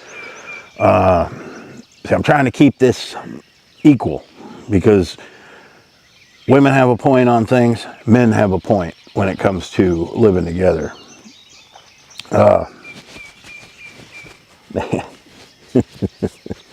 And it's sad that our society has reached this point. And there's no coming back. It's never going to fix itself. So the purpose, I guess, of this video is to say it's okay if you live alone. There are so many people, I cannot believe how many comments were on that last video of people exactly in my same situation that prefer to be that way. And it's not a bad thing. There will be others that look at you and go, you need to find somebody and quit living alone, but you don't. You do what you want to do. Isn't that the whole purpose of being free? Do what you want to do. Now, one of the things I think kills a lot of relationships is, and I know it was this way with me. Some of the things I didn't like about being in a relationship, you got to go to weddings and stuff like that, and shindigs. And I was never big on social events. Going to weddings, that's the most boring, stupid thing you can ever do is go to a wedding. And then when I had to go, I'm sitting there going, they're going to be divorced in about 2 years. And sure enough, most of the time, I was right. You just learn these things with life experience. And I'm not trying to make it negative, but it is what it is. I mean, most relationships, I would say 8 out of 10 that begin today will be ending tomorrow. That's just the way it is. The people just do not cohabitate anymore, and it's sad. It is sad. Religion's another thing. I am not a church-going man. I do believe in God. You know, I live a decent life, I think. I do good for others. I help animals. But I'm not going to sit in the church pew next to somebody that's out the previous Friday night getting drunk, and the hypocrites. I ain't saying church is bad. I'm gonna get chewed up for that. I just ain't going in there. Okay, I live across the street from one. For the last 11 years, I've never stepped foot in it. Does that mean I'm going to hell? I don't think so. But you believe what you want. We're not here to talk about religion. I'm just saying there are certain things you have to cooperate on. Maybe she wants to go to church on Sunday, wants you to go. And if you don't go, well, that's a downside for you. Her friend's getting married. Like I said, her friends are getting married. You got to go to the wedding. If they have an open bar, you can make it. Here's what you do. If there's an open bar, you make an ass of yourself, and she'll never ask you to go again. That's only brewing up more problems, see. Alcohol is another thing. If you are a drinker, yeah, you probably do need to live alone. I was a drinker up until 15, February of 24, whatever that is, 14 months ago. Haven't touched one since. And I admit that was a lot of my troubles in my entire life was alcohol. It just got me in trouble. You can't make a relationship work unless, now this happened too, unless you find another alcoholic. And then that even, has its own share of issues as well. So that doesn't work. The best kind of relationship is probably no drugs, no alcohol. And then you can probably focus. Your mind is just a lot more clear when it's not clouded by drugs or alcohol.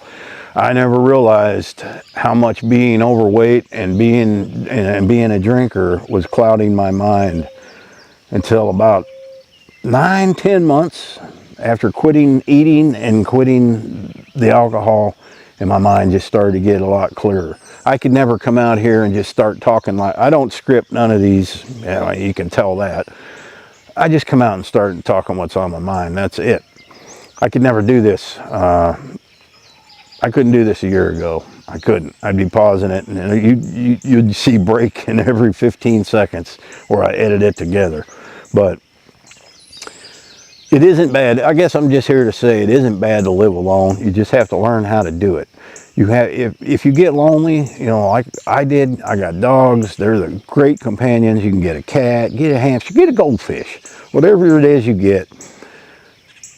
But the problem I did, okay, this is something you may want to think about before you get a dog or a cat.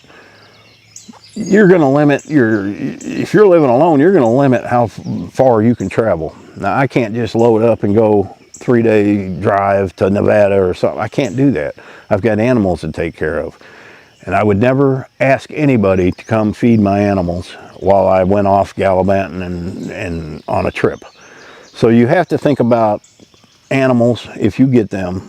Cats are a lot easier. You can just leave a big old Jethro bowl of food and a big old Jethro bowl of water, and they're good, man, as long as they got a litter box.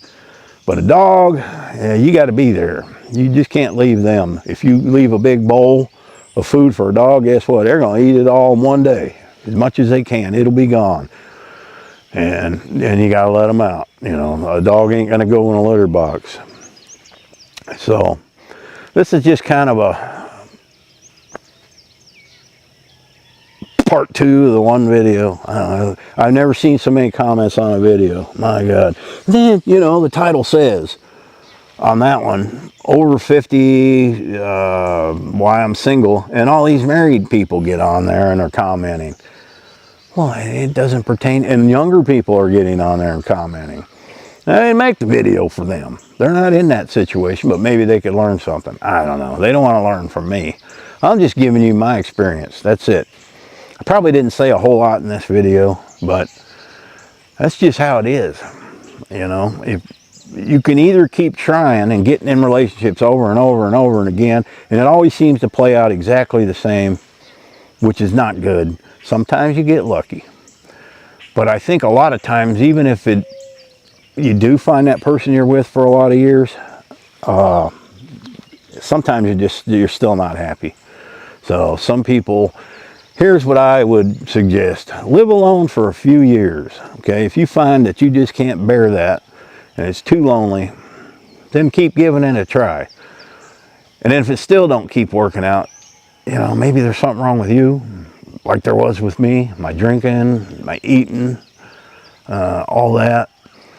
Now, I mean, and it's funny, I just don't get lonely. It doesn't bother me. I prefer this kind of life, and I'm not a greedy person. I'll help anybody in the world, and people around me know that. Every October, I give all my ad revenue to the dog rescue on my YouTube channels. So it's not that I'm not a giving person, but I'm not also at the same time not going to put myself through unnecessary grief. And that's just the way it is. Y'all take care. Happy trails. Well, a couple days ago I did a video called The Dating Traps Nobody Warns You About. Talking about various things in my life, where not to meet women. And I mentioned internet dating. Yeah. Some of you put in the comments, well, I've had a good experience. I met them 10 years ago. We're still together today. Well, good. I'm glad it worked out for you because, well, it never worked out for me, man. I got some doozies. Oh, somebody didn't like my slurping again the other day. There you go. Well, I have 3 stories here of my worst internet dates of all time. Now, however you meet them online, whether it be a chat room, a messenger, I don't know, a dating service, which I don't think I've ever used one of them, it's always a risk. You don't know if that person is being truthful with you. Most of the time they are, because if you meet up, well, that person's going to know anyway. So you might as well be truthful. But I will give you a clue, guys. Women do this, and I imagine some men do this too. If you see a picture, their profile picture, and it's like this, okay, just shows the face, but doesn't show anything else, they're hiding something. They are hiding something. They might be a begging. Might be something else. Maybe they only got one leg. Don't know. But I have found the ones that do this, they crop it. They're not who they say they are. Might as well take the full picture. I could have moved right on along. But no, you look pretty. So I stopped, said hi. The very first internet date I ever had. I was pretty stupid, actually. This would have been in Cleveland, just before, I was living in the same apartment I was living in when I left and went to Texas, to meet the woman I never seen. I'd talked to it was Easter Sunday. I had talked to this woman all day long. She was a nurse. She was at work at the nurse station all day. She would stop and go do something, check on somebody, stick a thermometer in somebody's butt, come back, type some more. Okay, I understood. It was Easter Sunday. Where was I going? We talked for a few hours. She's like, well, we should meet for a drink after I get off. Well, it's Easter Sunday, but my local bar across the street, they're open. I go in there all the time, man. I'm a regular, right? Like an idiot. I tell her, well, my bar is open. She says, well, yeah, I give her the information where it was. And I say, well, when you get, we set the time.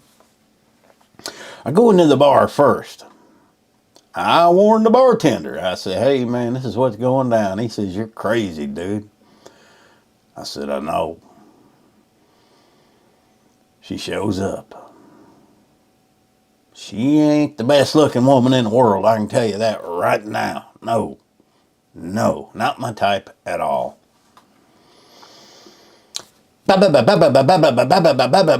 Does never shut up.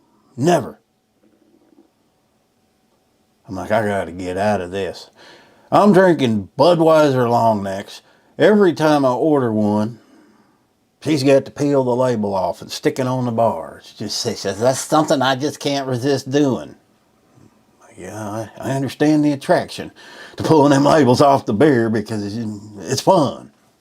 Especially if you can get it all off in one piece. You get the bottle wet enough, you can get it all off in one piece, and you can make your own damn wallpaper out of it. I know how that is, man. No, I don't.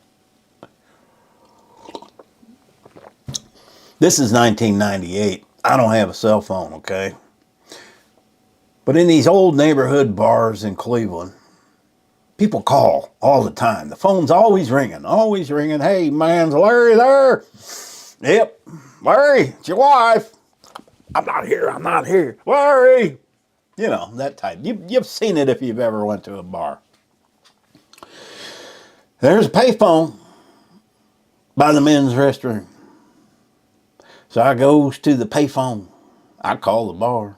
I said, hey, man, get me out of here.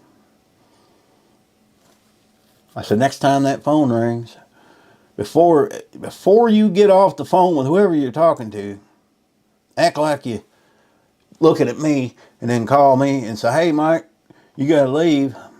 It's your boss. He needs you. I said, make something up. Get me out of here.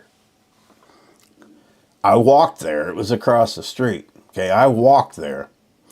She drove. I don't know where she lived. So the next time the phone rings, which took forever, I almost had a whole wall of wallpaper by the time it rang again.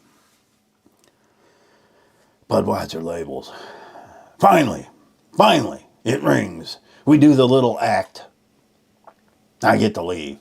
Oh, okay, well, and then she says, can I give you a ride home? I said, oh, no. He's picking me up here at the corner, and I'm going to just walk down there. I gotta walk home first and get a few things, and then he's picking me up. Okay. She follows me out the door. Says, well, at least let me give you a ride to your house. It's not far, okay? It's right there. But I ain't showing her my apartment. She won't go away, man. She will not go away. Finally, I say, okay. I say, here, drop me off here. Wasn't my apartments. Wasn't even the right ones. She proceeds to wait. So I guess to see if I'm going to get in. Well, I don't live there. But these apartments were, they had like 4 units. They had a hallway and stairs. They had 4 units. And there would be, separate doors in there. So you could actually go in, shut the door. So I go in there and I wait. I'm like, she's got to pull off now that she thinks I'm home. And I peek out there. She's still sitting there, man. Finally, I just say hell with it. I come out. I said, I'm going to just stand here. You can go on home now. And it took forever to get her out of there. But now she knows where I hang out. I didn't go in that bar for the next 6 months. I'm telling you. That was the first one. And the second one, I was living in Minnesota, Twin Cities area. I met this girl. Same thing. Seen her picture and it didn't look bad. We made up at this bar that I usually hang out at, but there were many. So it wasn't one I was real worried about because I'd learned my lesson, right? From the first time. Don't let them come to your backyard like that. But this was, I could do without going into this place. It was one of them karaoke bars. Yeah. Meet this girl. I'm not floored. She's not bad, but I'm not floored. You know, she ain't nothing special. So I give her the benefit of a doubt. She says, oh, I like singing. Okay, well, then get you a piece of paper, find you a song, and give it to the dude, and sing your heart out. Yeah. She finds a song. Her turn comes up. I will say, I'm pretty good on karaoke.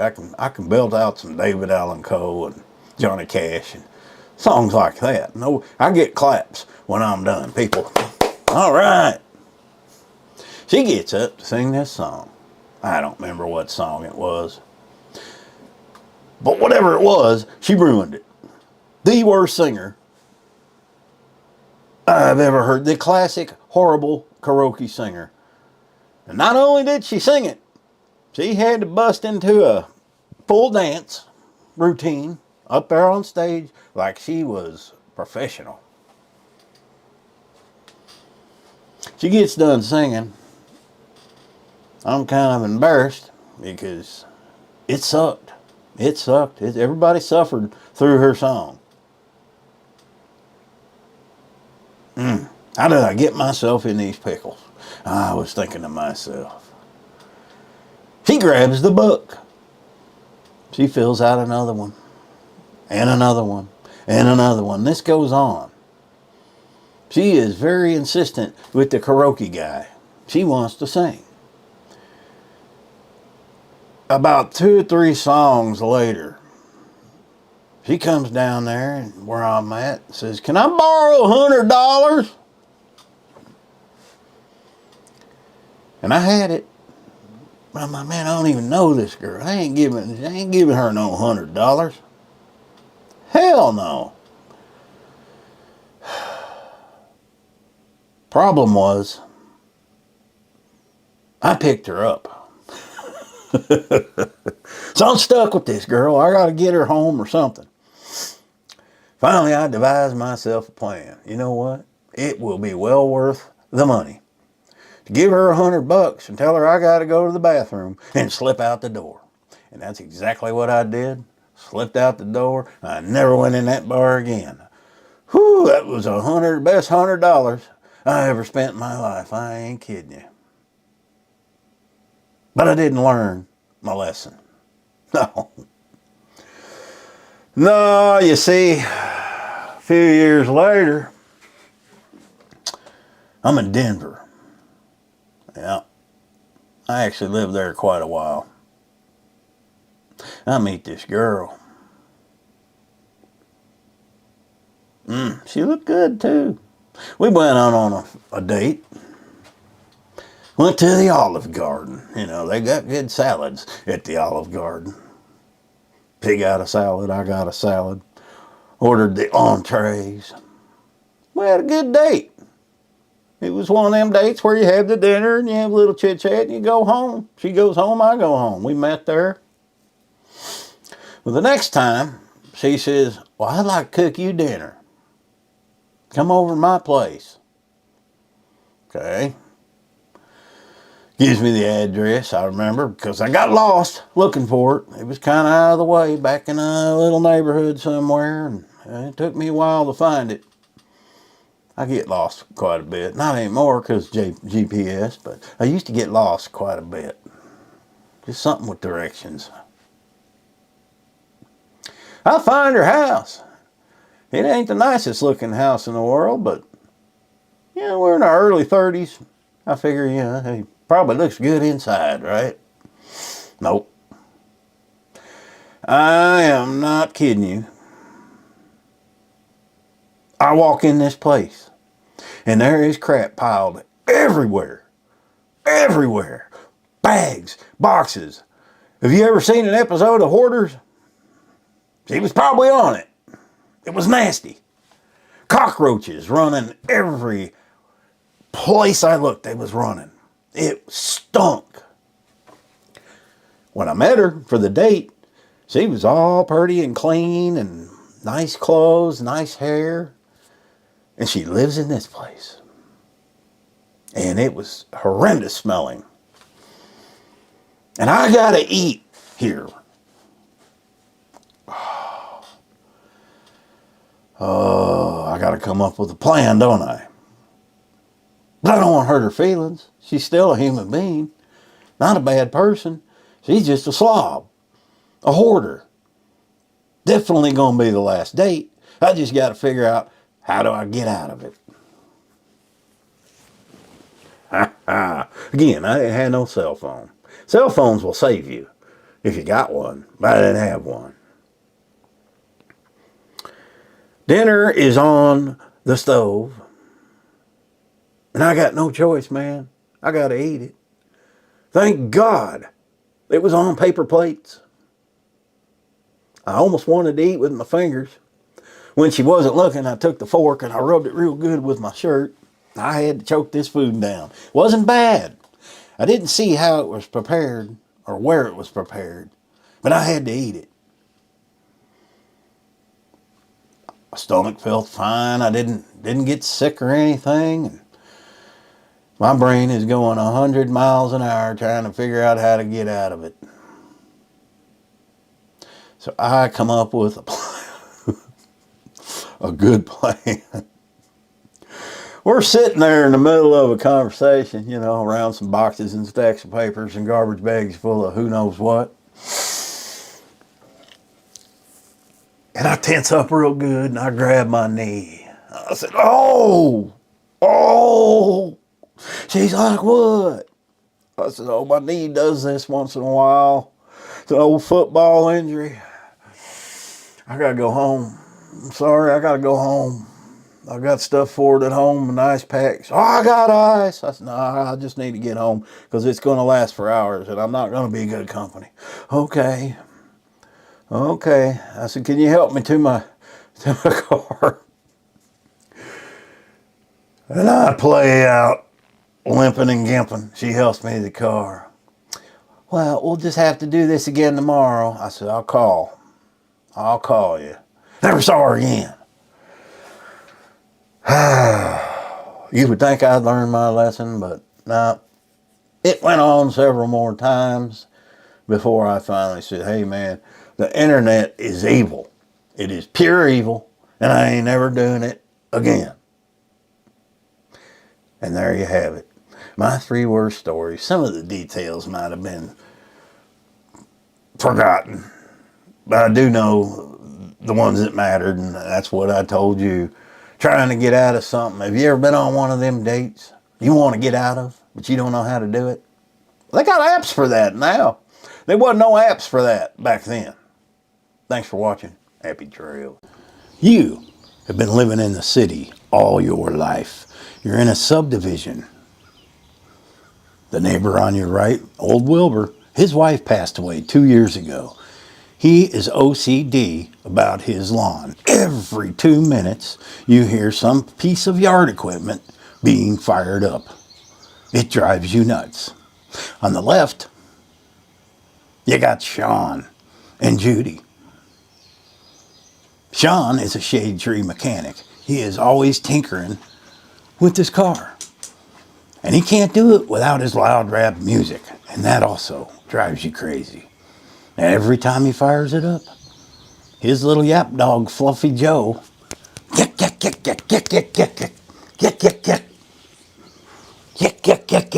You know how that is, don't you, Tilly? What do? It's driving you crazy. You go to your shrink, Dr. Migliaccioli, for answers. But he doesn't know, because he's a city guy too. So you get the big idea. You want to live in the woods, away from everybody. But you don't have the first clue about how much that costs. What are my bills going to be? Can I afford it? Well, you came to the right place, because me and Tilly here, we're going to give you a breakdown of what my monthly expenses are, just to give you an example. Are you ready? Are you ready, Tilly? She just can't quit. You know, the flies we're under here because, well, it's about ready to bust open with rain. I just got back from the town going to Wally World, and it was raining there. So it's going to start raining. Let's try to get this video done before the rain hits this loud carport. Now what I do is each month I make a little small list like this of what my month. What is that? Well, that's pretty. It's one of my doodles, huh? Should I become an artist? I make a list of all my monthly expenses for that month. Now they differ from month to month, but we're going to go over the ones that never change, the ones you're probably interested in. Electric, all the utilities, internet, things like that. Now, when I bought this house 11 years ago, there was no internet. There was no cell phone service.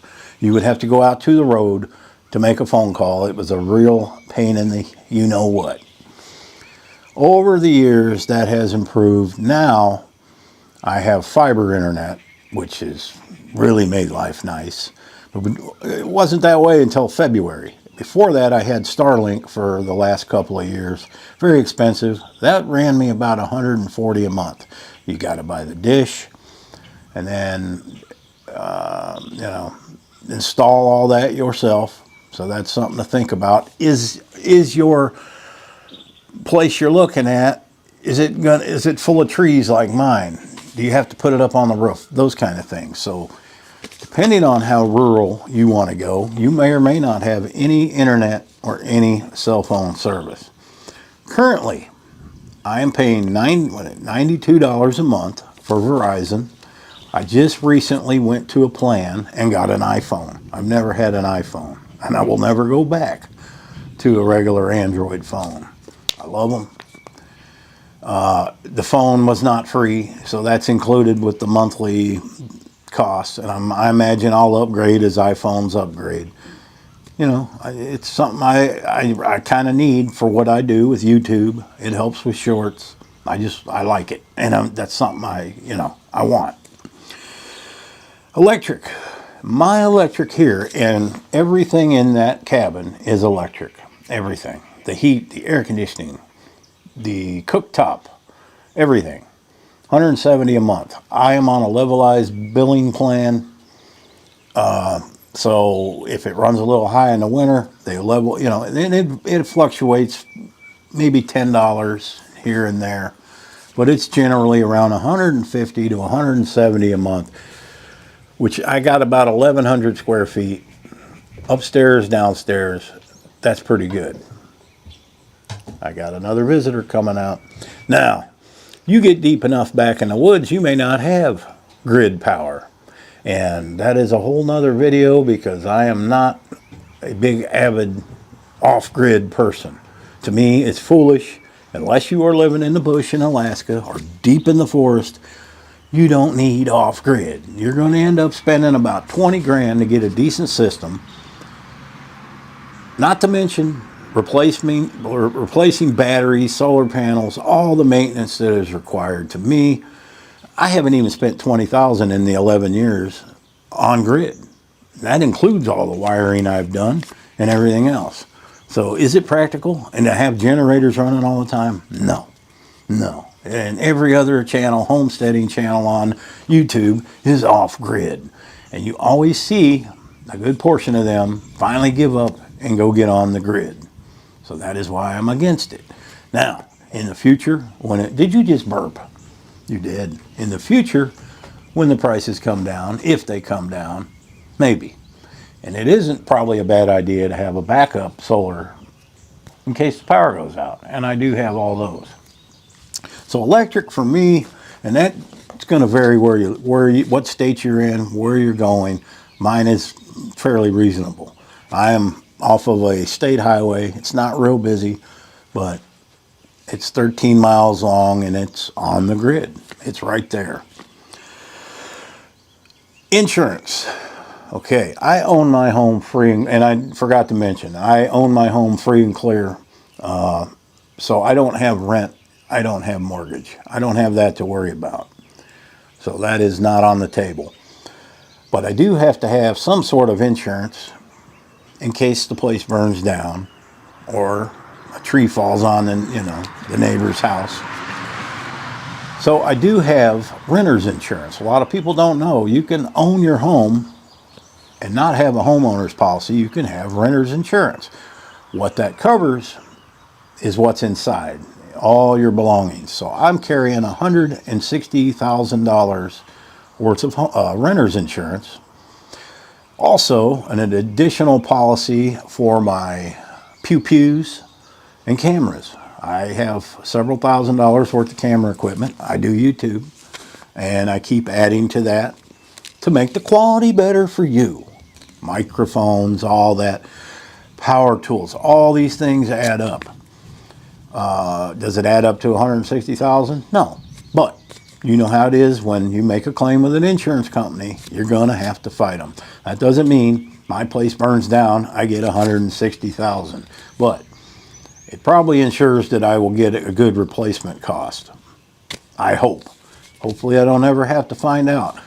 I'm 59 years old. I've never made an insurance claim in my entire life, auto or anything. Never had to do it. Now, for the total insurance, and this includes my vehicles. I also have my vehicles to their liability coverage.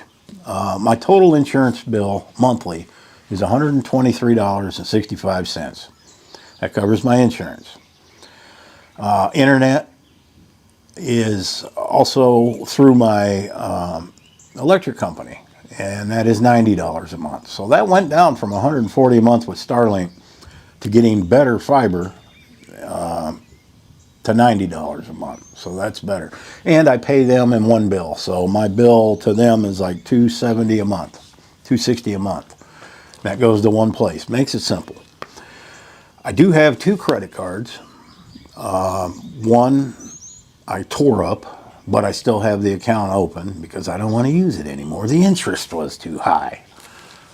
The other one I keep open, and I used them about a year ago to buy materials to remodel the kitchen and a few other things. I wished I hadn't done that because I end up paying more than I ever would have had I just saved the money and or done that a little bit at a time, because the kitchen still ain't finished. Okay, thunder. Thunder is weird lately, guys. Have you noticed that? They're saying it's galactic wars. You see everything on YouTube, man. Now, coming along with living out in the woods, you got to have a well, okay? Occasionally, you're going to have to replace a pressure tank, pressure switch, or maybe even the well pump, and that can be costly. Initially, when I bought the place, replaced the pressure tank, the well pump, the pressure switch, and that lasted me 9 years. 9 years.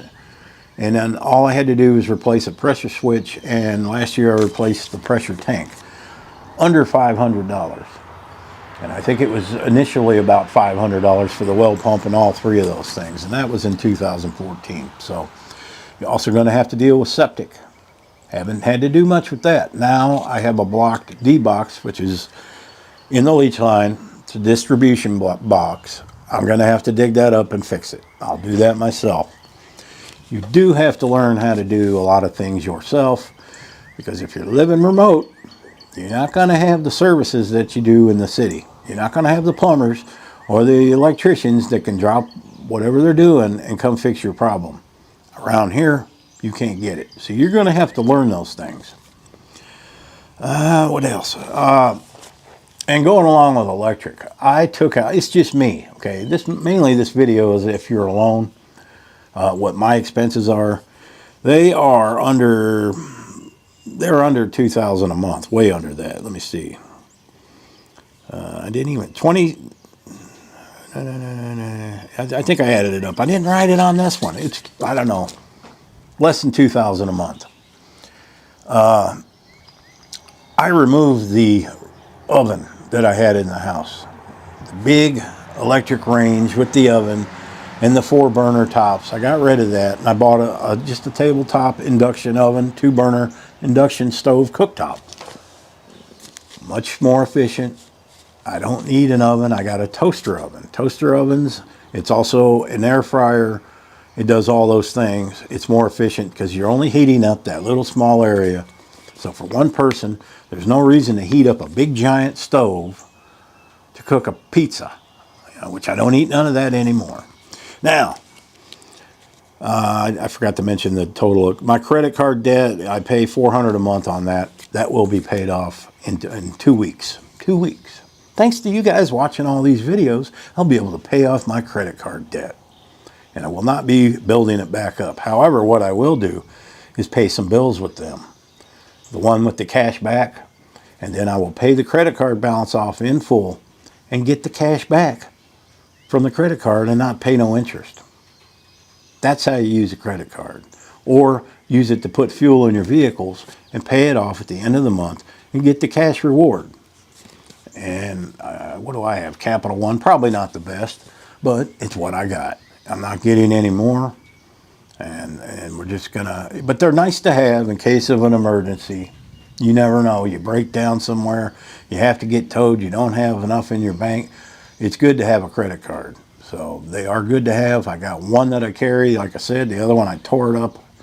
Probably end up getting it again, but don't need it. I've managed to build my credit up since I've been here because it was terrible. Didn't have any. You know, and the bills have increased. Now, I do have a small Amazon bill. You know, how do you get an Amazon bill? Well, a lot of people don't know. There's a way to buy things on Amazon, excuse the truck, well, you don't have to pay it all at once and pay no interest. Yep. I needed a chainsaw that was like $600 when I was clearing land. So I went on Amazon, and I've been doing this for a few years. You can find a product, and you look where it shows the price, and it'll say payment options, payment plans. And if it says 2, click on it. One will be Affirm. You don't want Affirm. Affirm will check your credit. They will charge you interest. But Amazon has their own payment plan, and that's the one I used. They don't charge interest. And they didn't check credit. I mean, they never asked me for nothing. I think maybe you have to be a Prime member, or I don't know. I don't know what I never even read it. All I know is you can get that item within 4 to 7 payments or something like that, maybe up to 10, and pay it out. And so the big ticket items that I need, I do that way. I just ordered a fireplace for my living room, and I don't need it now, but you know, and it really was, I could have paid cash for it, but like I say, I don't need it now, so I'll pay them $50 a month, and I'll have my fireplace. And I've done several big ticket items that way. My computer, not every product has that. You have to find the one that has the Amazon payment plan. So that is a couple $100 a month that I pay. I think we pretty much covered those that come every month. Now, groceries. I just got back. I spent $150. I only eat meat, so I don't go buy all the pastas or beans or any of that stuff. I only buy meat. Now meat is expensive. It's really expensive at Walmart. Could have went to Aldi's, but they're not. Aldi's, they might have it one week and not the next. You can't count on them. I found that out. They do have better meat, but you can't count on them. I spend about $600 to $700 a month on groceries. That's it. That's just for me. And I could probably, if I wasn't a carnivore, I could probably spend a lot less, but that's what I spend. Fuel for the trucks. Probably about $200 to $300 a month. Maybe not even that. Not even that. I put in, now that I have 2 trucks, I put in 50 in this one. I'll fill both tanks, and then I'll trade off. The Chevy, the older one, only goes to town. It doesn't go anywhere further than town. But the F-250, that goes, if I have to go to a bigger city or whatever, that's the one I drive. I am going to buy a new vehicle in the next few months. A car, a gas saver car, not brand new, but with very few miles. Something that will get me 30, 40 miles to the gallon. That should save me quite a bit of money. Even though I'm going to have to pay more insurance, it's still going to save me money. And because that F-250, let me tell you, it's half a tank to go grocery shopping. So there are ways I can cut my expenses, but living out rural, you are going to need a truck, if not 2 trucks. I only have 2 trucks because the first one I've had since 2014. I'm attached to it. Don't need to get rid of it. It runs good. And they're both paid for. So all I have on them are, is the insurance. Medical, occasionally I'll have a small medical bill. I am covered through the VA 100%, so I don't pay any medical bills. However, if there's an emergency where I need to go into the emergency room, which it has happened, I have to go to the local hospital. That is covered under Medicare, not Medicaid, Medicare. So, but I still have to pay a deductible. I just got done paying $230 for my last physical because I'm not going very much, and so I never spend more than a deductible. And with my eye exam, which I could get through the VA, but the wait time is like 6 months. So I usually end up paying for that myself.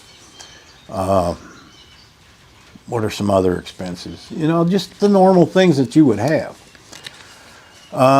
Yeah, you're not going to have all the loud neighbors, but you're still going to deal with people occasionally. You're still going to have to deal with them. So unless you're deep in the woods, and if you're older, I wouldn't recommend that. You would kind of need to be by some kind of highway infrastructure if you have an emergency and you need to get out. So if you have any questions, let me know in the comments. I don't want to hear about off-grid, how good it is, how good it ain't, because I'm not ever going to get it.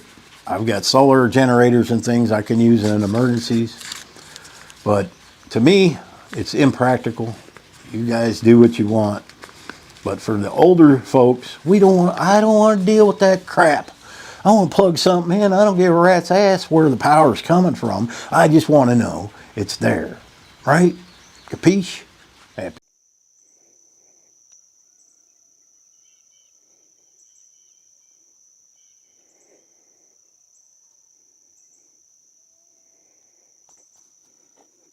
There y'all are again, sneaking up on me in the middle of my workout. Oh, y'all just missed it. I did 1,000 push-ups, 4,200 sit-ups. Look at this, 15 pounds. I believe I'm ready for the 25 pounders. Well, while you're here, a couple of months ago, I did a video on why I opted out of dating after the age of 50. And for over 6,000 comments. 6,000. I can't possibly answer 6,000 comments.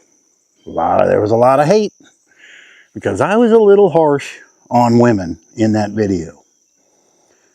When I meant to say, well, I was giving you the reasons why, some of the reasons why I don't want to date anymore.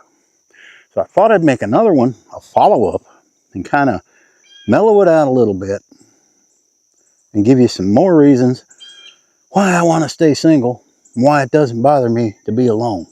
Let me aim you guys up a little bit because I don't want to be doing that. I got the tripod all set wrong. Tilly's with me. Probably can't see her. Come here. I know you guys like to see Tilly. Here she is, but you probably still can't see her. She's right here. Why I do no longer want a relationship. Well, I've reached a point in my life where I got what I want. I got what I want. I'm content. I am stuck in a daily routine. There's hobbies I do. Well, come on, you ain't got no hobbies. You got laser machines. You don't even ever go in there, man. Well, I'm going to have hobbies, okay? I don't want nobody messing with that. I just don't. They'd have me making women stuff on them laser machines. Love is in the air.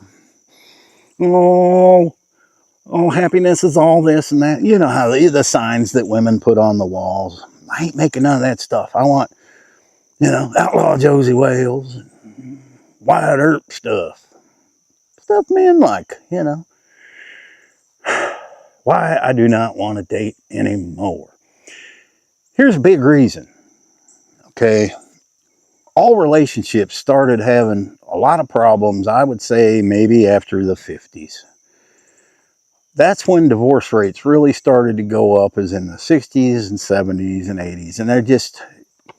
And it's like almost 80% of people don't work out. Well, the women that are my age now, okay, they would be probably from the age range of 55 to 65. I'm 59. Those are the same women I couldn't get along with 30 years ago. Why do I want to mess with them again? They ain't changed. I ain't changed. It didn't work then. They just got older. They're more cranky. They're more crotchety. So am I. There's a reason there. Okay? There's not a whole new pool of women to choose from. No 30-year-old wants to be with me. I certainly do not want to be with anybody that's 30. Yes, they look beautiful and their bodies are nice, but I have nothing in common with them. Okay? If I was to find a 30-year-old, it would be because she would be after my bank account. That's why you see those famous people with the young girls. They're not interested in that old fart like Mick Jagger. They want their money. That's it. That's it. That's it.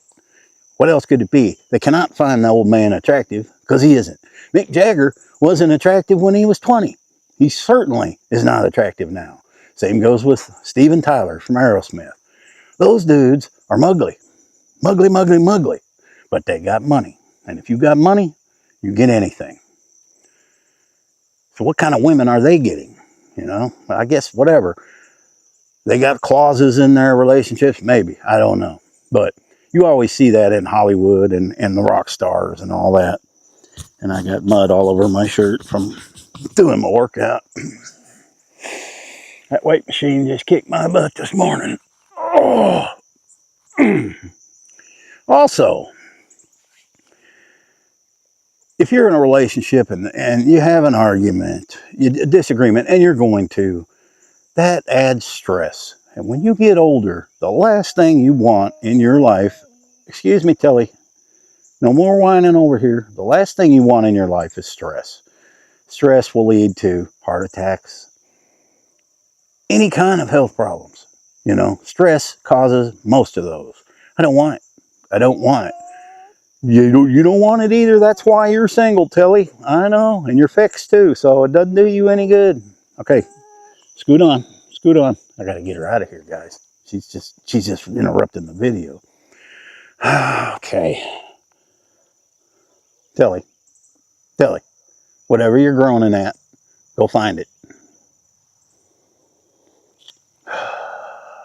That's the only thing I got to deal with dogs. And it's very easy to deal with. Sun's coming up. It's going to be a nice day. I'm going to take an e-bike ride.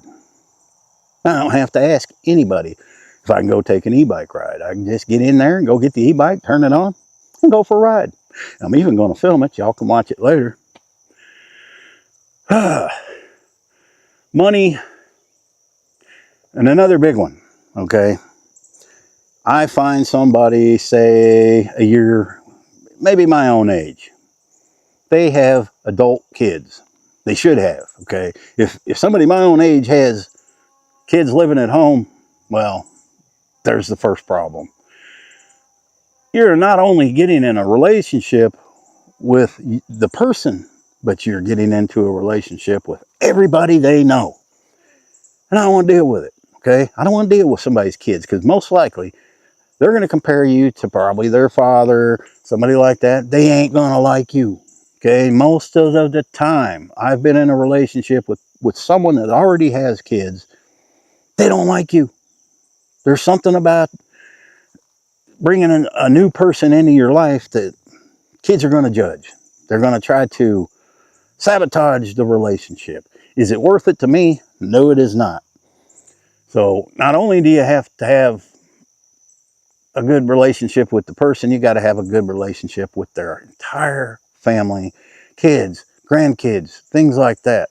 Personally, I don't want to be around kids, okay? I don't want to be around them. I'm sorry, I don't. Not kids today. I just do not want to be around them. There's too much involved that goes with them. And yes, I love kids, but I don't have kids in my life. I wouldn't know what to do. If there was a 10-year-old kid here running around like a banshee, I wouldn't know what to do with that kid. I'd probably be all nervous that he was going to fall and trip on a rock and hurt himself. And because they would cry. They cry a lot today. Let me get a few more reps in, man. Here comes that tractor again. I already made this video once, and I had to stop it because of a tractor. That's what happens when you live in the country. But I'll take a tractor's noise over a woman's noise any day. Now, this ain't to slam women. I never meant to do that in the first one. If I was a female, the exact same words I'm saying would apply to a man, because men are stuck in their ways. We're the same man that was the problem for you 30 years ago, only we're worse. We're old and crotchety now. So why would anybody want that? People keep trying. Oh, I couldn't tell you how many relationships I've been in. And, you know, it's like you put your hand on a hot stove and you burn it. You learn. You learn, right? You're supposed to learn and not touch it again.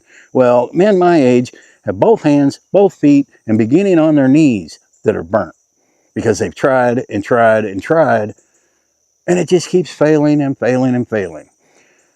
Is it me that's the problem, or is it the people I'm finding, the women I'm finding, that is the problem? Well, it's probably a combination of both, because they're feeling the exact same things that I'm feeling. So whether you're a man or a woman, you're going to come up against the same things. Finding somebody that does not have family involved, that is financially successful, has their own place, does their own thing, and just meeting a few times a week, that's nearly impossible. And it's really impossible where I live. Okay. As I said in the first video, the pickings in my area are pretty damn slim. Women are grossly obese, as the men are, as I used to be. It just makes it more difficult to find somebody. I don't want somebody, especially now that I'm doing carnivore and losing weight. Why would I want somebody that's eating pizzas all day or eating ho-hos? I don't want that. Okay, I made changes in my life. Do they smoke? I am not going to be with a smoker. I used to be a smoker. All these things I used to do that I no longer do, you have to find somebody that doesn't do that. Somebody that doesn't drink. Somebody that doesn't need all the fancy things that I don't need. You have to find compatibility, and compatibility is impossible to find these days. I wouldn't say impossible, but the chances of you finding somebody compatible with you at my age are very slim. Now, I had a lot of women in the comments saying, well, I'm none of these things. We should meet. I'm not interested in a relationship. I didn't put these videos out seeking women. If I want a woman, I can go to town, hang out at the coffee shop, and I'd probably meet one. I might go to the nursing home, meet one. I don't know. But I just don't. I'm content the way things are. I'm very happy this way. And people just can't stand it. They cannot stand it when they see a single man or a single woman who is content with their life, who is happy. It's just something about that drives them nuts. I think deep down, they probably wish that they could have that life because maybe they're miserable in their life. Maybe you were married for 30 or 40 years and your spouse passed away. It's really going to be hard for you to find somebody, especially if you had a great relationship with your spouse. You're probably going to be looking for those same qualities in somebody that your husband or your wife that passed away had. And that's going to be very rare to find, okay? Because every one of us are different. Every one of us have different habits. We have different styles. We dress different, okay? If you're spending your time looking for that exact match, you're not going to find it, okay? You have to go into it with an open mind saying, okay, I got to try somebody that's totally different, see how it works out. You know, it's a crapshoot. I quit gambling years ago, and to me, relationships is nothing but a gamble. And I don't want to gamble anymore. And my life has become very stable, very nice. I'm financially secure. I don't want to change that. Okay, maybe it's not in the cards for me to be in a relationship, but maybe there's somebody waiting for you. Maybe there's a guy that died, okay, or a guy that his wife died and your husband died, and you guys just somehow meet, okay? First of all, somebody my age, it's hard to meet anybody because I don't go to social events. Well, maybe it is meant to be that you two got together, okay? There is a higher power. Maybe he put you two together. I have a deep sense inside me that tells me, don't do it. Don't try. Okay. I'm using my YouTube channel to try to help others in different ways. Okay. Whether it be carnivore, disability, filing for disability. I'm taking knowledge I have, although all the facts might not be right, but I'm sharing that with you, and that makes me happy. I'm not lonely because I'm sharing things I know with you. I'm just not ready to bring new people into my life. If that was the case, I would probably have people living here with me, to help me out and stuff. But instead, I'm trying to get myself even more healthy, even more in shape, so I can handle this for another 20 years, fix the place up, and sell it, make a good profit, and go have a hell of a time, and go out of this world with a bang. That's what I want to do. Well, let's interview these girls. Hey, Millie, what do you girls want to do? You want to hunt fire ants? I don't think you want to do that, and that's where you're at. And this one, she's got to watch everything that Millie does. Yeah. All right, guys. Well, I hope I answered a few more questions. Bottom line is just do what you want to do. If you want to keep trying and keep trying and keep trying in relationships, go for it. If you got the time to do that and you can handle the stress of it, don't want to deal with it. I don't want to deal with, are they going to cheat on you? Are they going to do this? Are they going to do that? Why deal with that when you don't have to? And if you're content being single, embrace that. That's all you have to do. You only get one life here on earth. Well, apparently, I mean that's the story. You only get one life. Maybe you get more. I just want to do things. I don't know. The older I get, I did a lot of things when I was younger that I'm not proud of. Nothing terrible, but there's people I mistreated. There's things I did I could have done different. You cannot go back in a time machine and fix them. So what you do is once you have that come to Jesus moment and you realize, man, if you don't change your life, you're in trouble.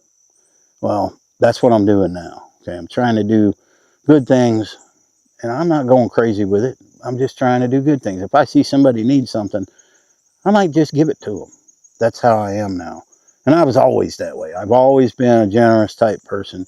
I will help anybody out, give them the last shirt in my box, whatever they need. But I'm just trying to do a little better at that now. And that's all we can do. Thanks for watching. Happy trails.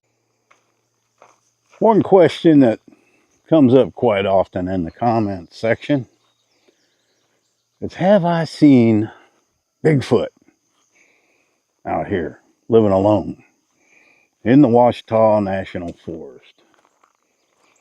So I thought I would make a video and address that amongst other things, such as, have I seen any strange UFOs? Have I seen any ghosts? Because 2 people died in that house.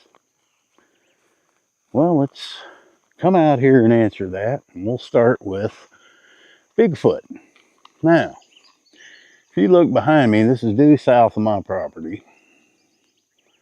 See if I can raise this up some. It is nothing but national forest as far as you can see. And I'll break right now and I will show you a clip I made of showing this on the map. It shows you just how far it goes. There you go. Right here. And I'm pointing the camera back into here. Here's the barn we're looking at. Now, this is all national forest. Let's pan out a little bit. This is my backyard. There is nobody living in here. Hopefully the camera's picking this up. There's a logging road. I've been up in there. You can barely get through this. It's an old logging road. And it keeps going. And it keeps going. Notice, there is nobody anywhere near here living in here. And it keeps going. And it keeps going. We're going due south. And it keeps going. Let's pan out a little break. There's look like there's a homestead there, and then it keeps going.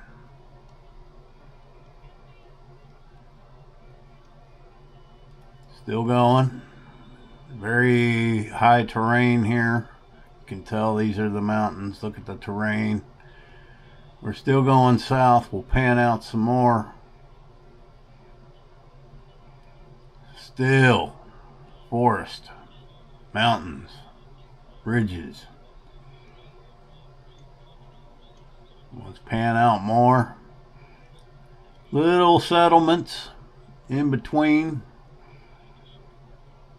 And we're getting close to the Louisiana border. You can still see it's all pretty much forested area. There's Texarkana, Texas. And this is Louisiana.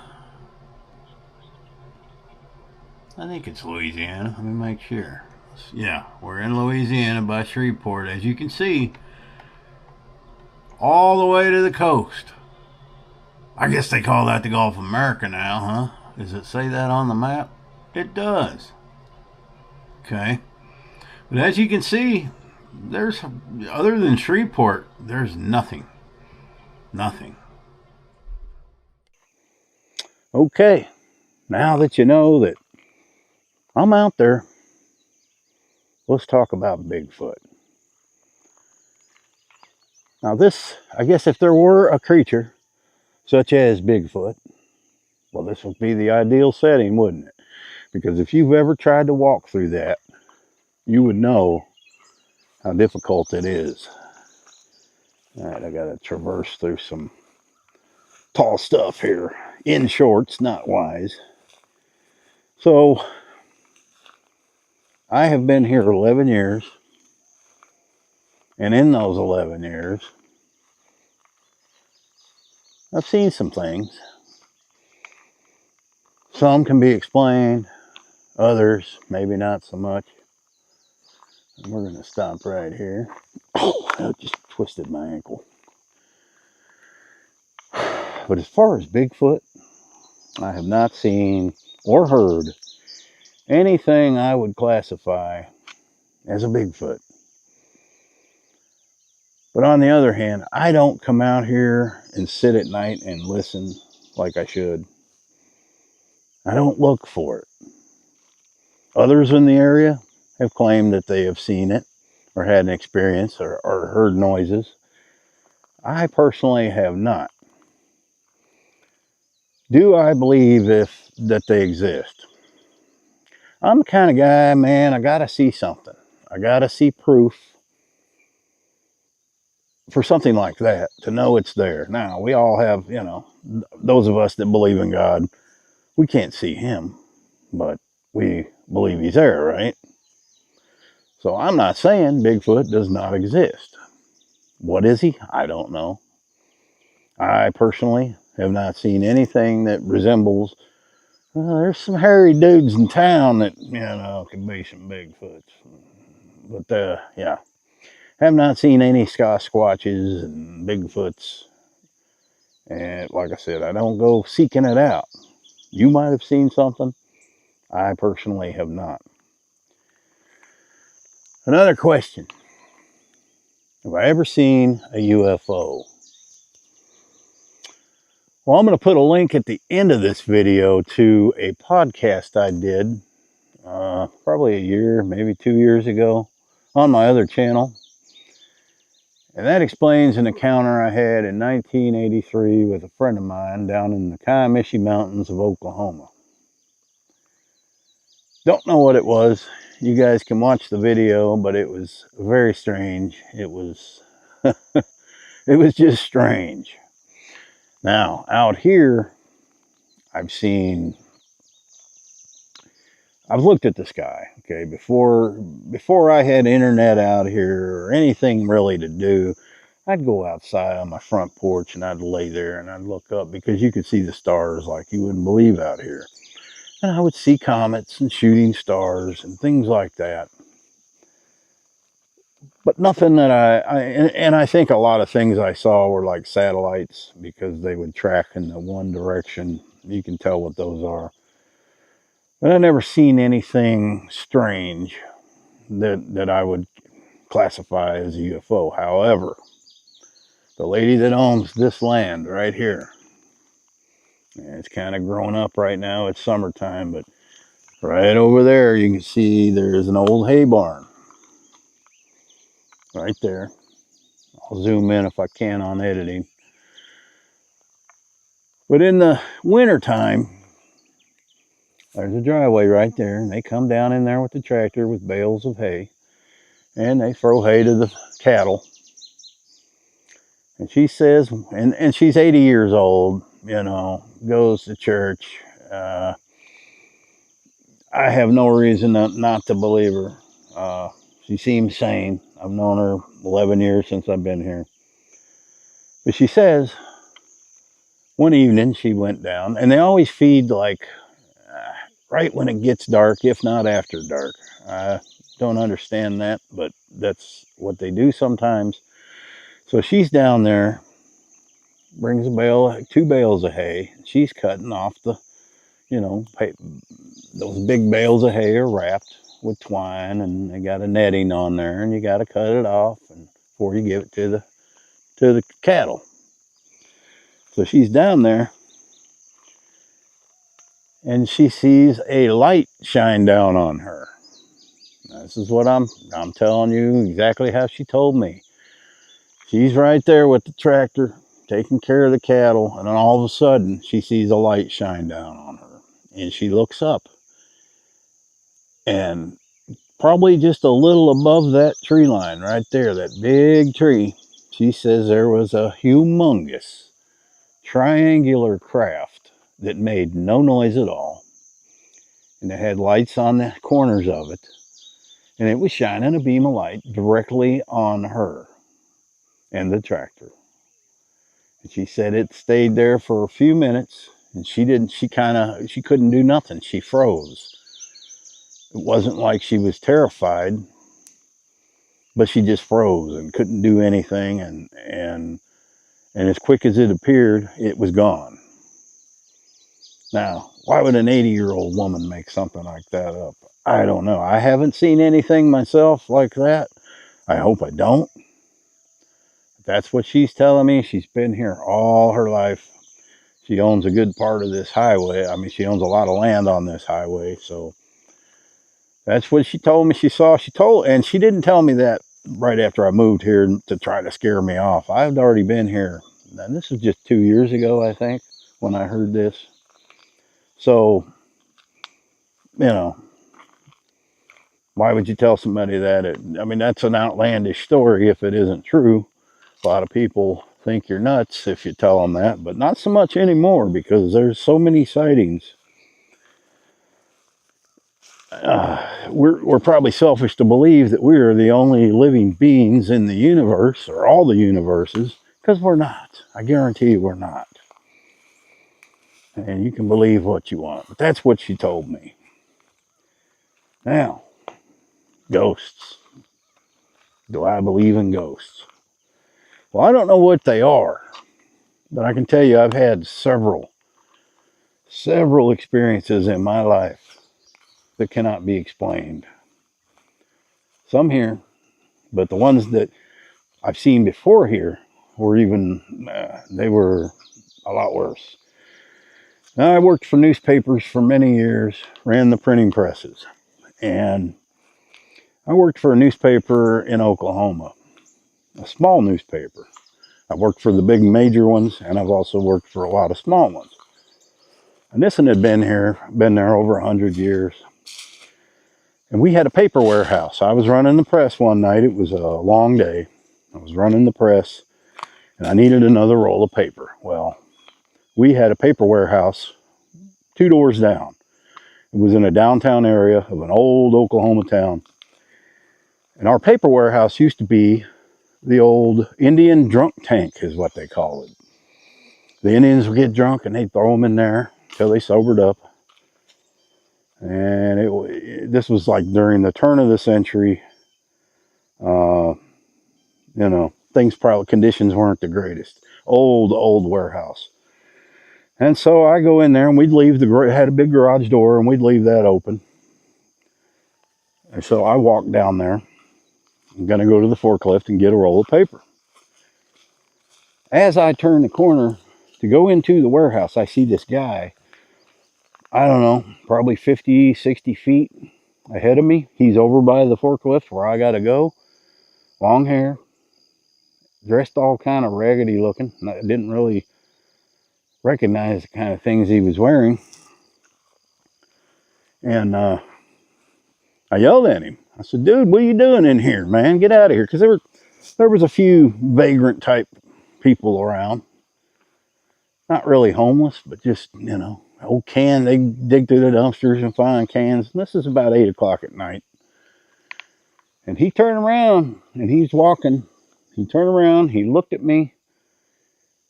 Then he turned around and kept walking and walked right through a stone wall. I ain't kidding you. And I'm like, I turned white, man. I mean, I'm already white, but I turned whiter. So I go in. The boss had been there for, she had been there for 30 years. She was the head of the whole production. She'd been there over 30 years. And I walked in, and she goes, and I ain't kidding you. She says, what's going on? You look like you seen a ghost. That's what she said. And I'm like, oh, I did.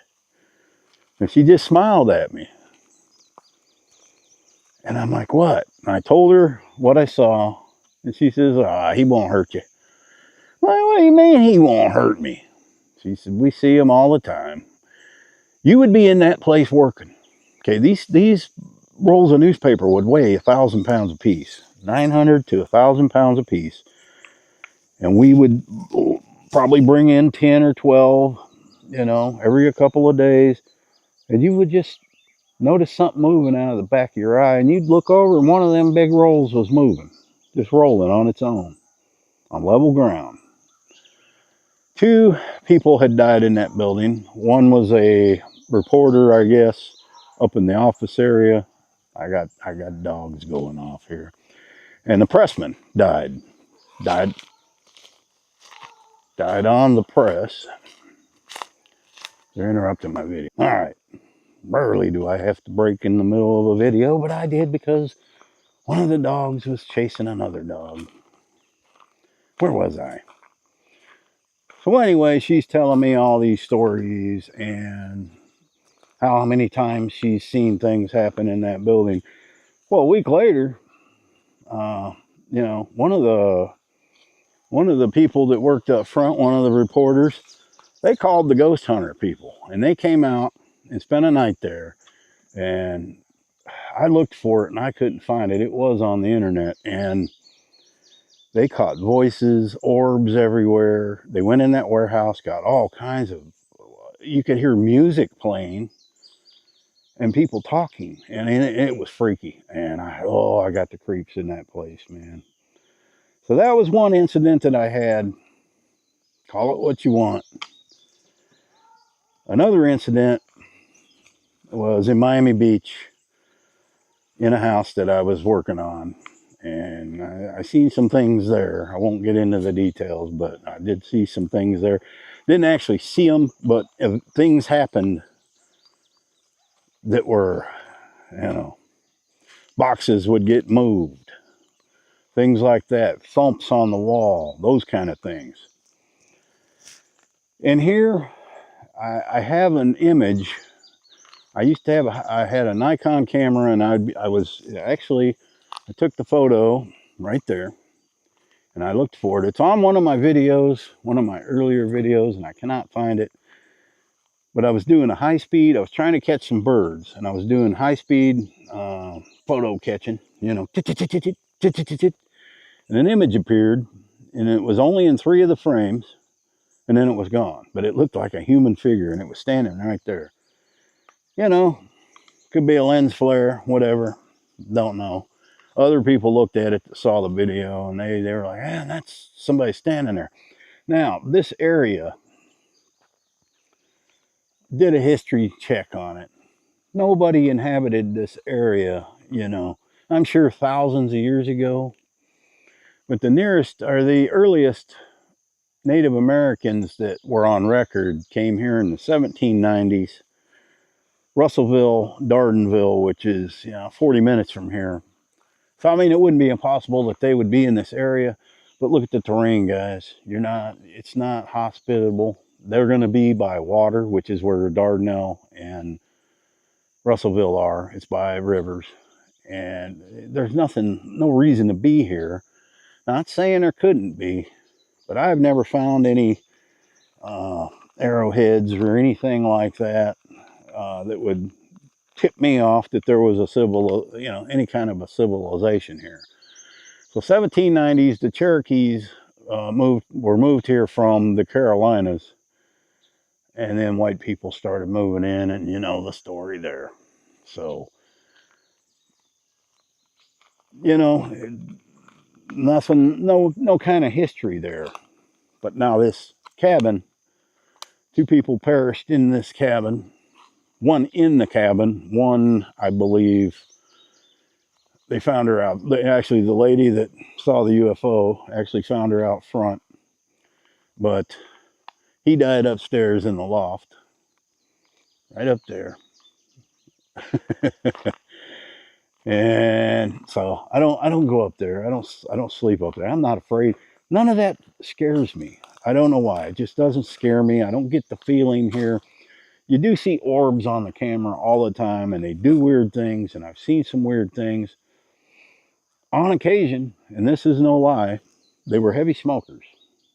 Now, when I bought this place, I tore out every bit of the sheetrock, and except for the ceiling at the very top. And me and my brother put 2 or 3 coats of Kills on there, and covered all the nicotine and everything up. But every now and then, I'll walk in there, and I will smell, and I was a smoker for 35 years, I will smell a fresh burning cigarette, just like somebody's in there smoking. And I can't figure out where that comes from or why that happens. But once in a while, that's what happens. So I don't dabble in that stuff, ghosts and all that. And, whether it's true or not, I don't know. But I haven't seen Bigfoot. I haven't seen a UFO. But I have seen what you could say might be a ghost, a spirit. Those the rabbits. They hang out and eat this chicken feed. So whatever they are, there's a lot of things in life we can't explain, right? And that's one of them. There's really no solid proof of any of it. Give me a body of a Bigfoot. Give me a real clear photo. Maybe I'll halfway believe it. But for a lot of us, we got to see it to believe it. That's just how I am. But as you've seen on the map when I showed you, this goes back all the way to the Gulf. Pretty much. It's broken up in some places for little towns, and that's it. Shreveport is the only big city this way, and it just continues to be what you see here, and it only gets thicker going into Louisiana. But to try to walk through this stuff is damn near impossible. As you can see, it's, a lot like this here. You just can't do it. So, all right, guys, I hope you enjoyed the video. Kind of a subject I've been wanting to avoid because, well, they don't seem to get views and stuff when I do videos like this. Because there's all the non-believers and, I ain't saying I'm a believer in any of it. Just giving you my experiences. Thanks for watching.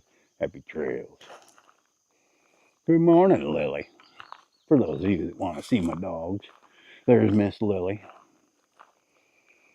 I have to head out of here. 32% of Americans have at least one tattoo. That's a lot of people. I myself would never get a tattoo. I don't like them. Oh, I didn't know I had that shirt on. Dang, cut. Edit this part out. Let's start over. 3, 2, 1. 32% of Americans have at least one tattoo. That's right. That's a lot of tattoos out there. Now, tattoos have been around for over 5,000 years. In fact, they have dug up an Iceman that had a tattoo. His name was what? Otzi. Yeah, had tattoos back then. Now, there's different cultures have tattoos for different reasons. 2000 to 1000 BC, the Egyptians, the women got them on their thighs, their abs, and then on their arms. Probably royalty, who knows. Greeks, Romans, and Persians, tattoos were given to slaves, criminals, and soldiers. Yeah, I guess that's where jailhouse tattoos come from, huh? And that was known, as a branding or punishment. Indigenous tribes across the world have also embraced tattooing as part of their culture. And in the 17 and 1800s, it became popular with sailors and, again, criminals. Criminals have been wearing tattoos a long time. 60s was known for sailors and bikers. You couldn't be a biker without a tattoo, especially you needed them across your knuckles, Today, they are more popular than ever. I've got 4. Would I get them today? No. Do I regret them? Not really. I got tattoos in a place I can cover up with a short sleeve shirt. Well, maybe except for this one. And, I kind of had the smarts that I might need a job one day. And I didn't want to be covered in tattoos. A lot of people don't think of that, today. We're gonna tell a little story about that in a minute.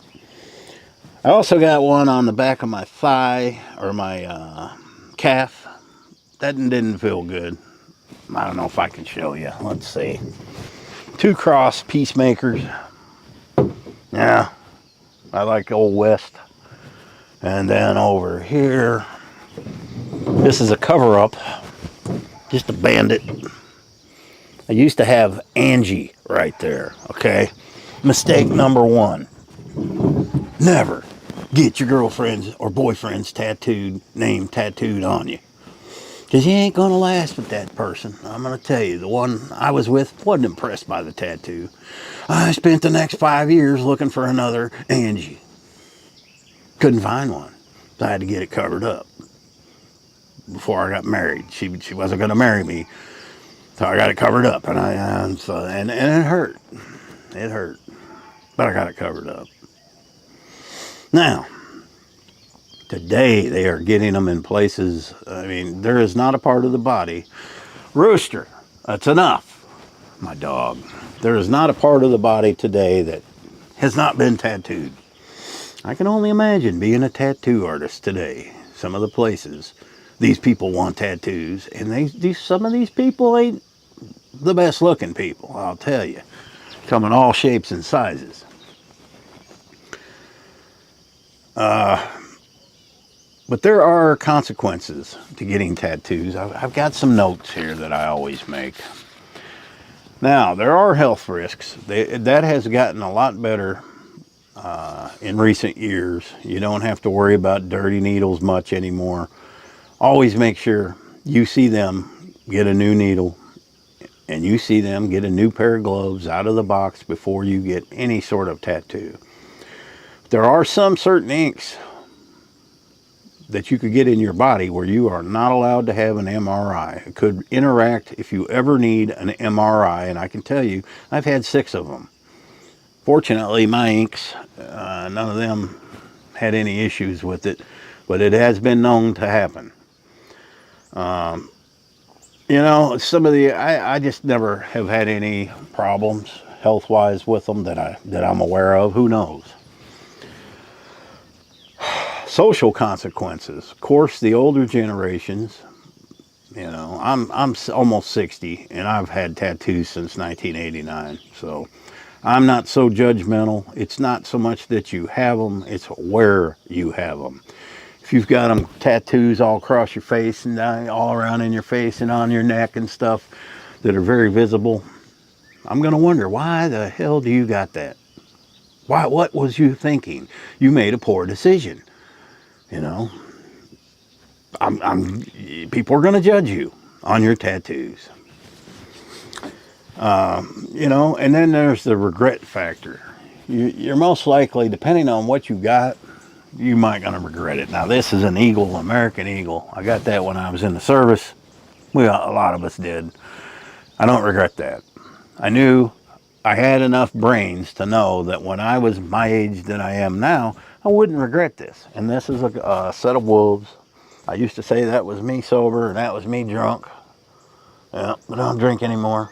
So, but it's still an animal. The other two, could probably do without.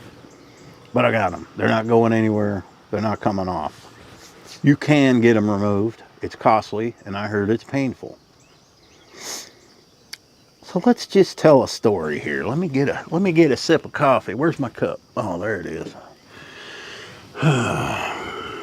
Yeah, it's down in there. Yeah.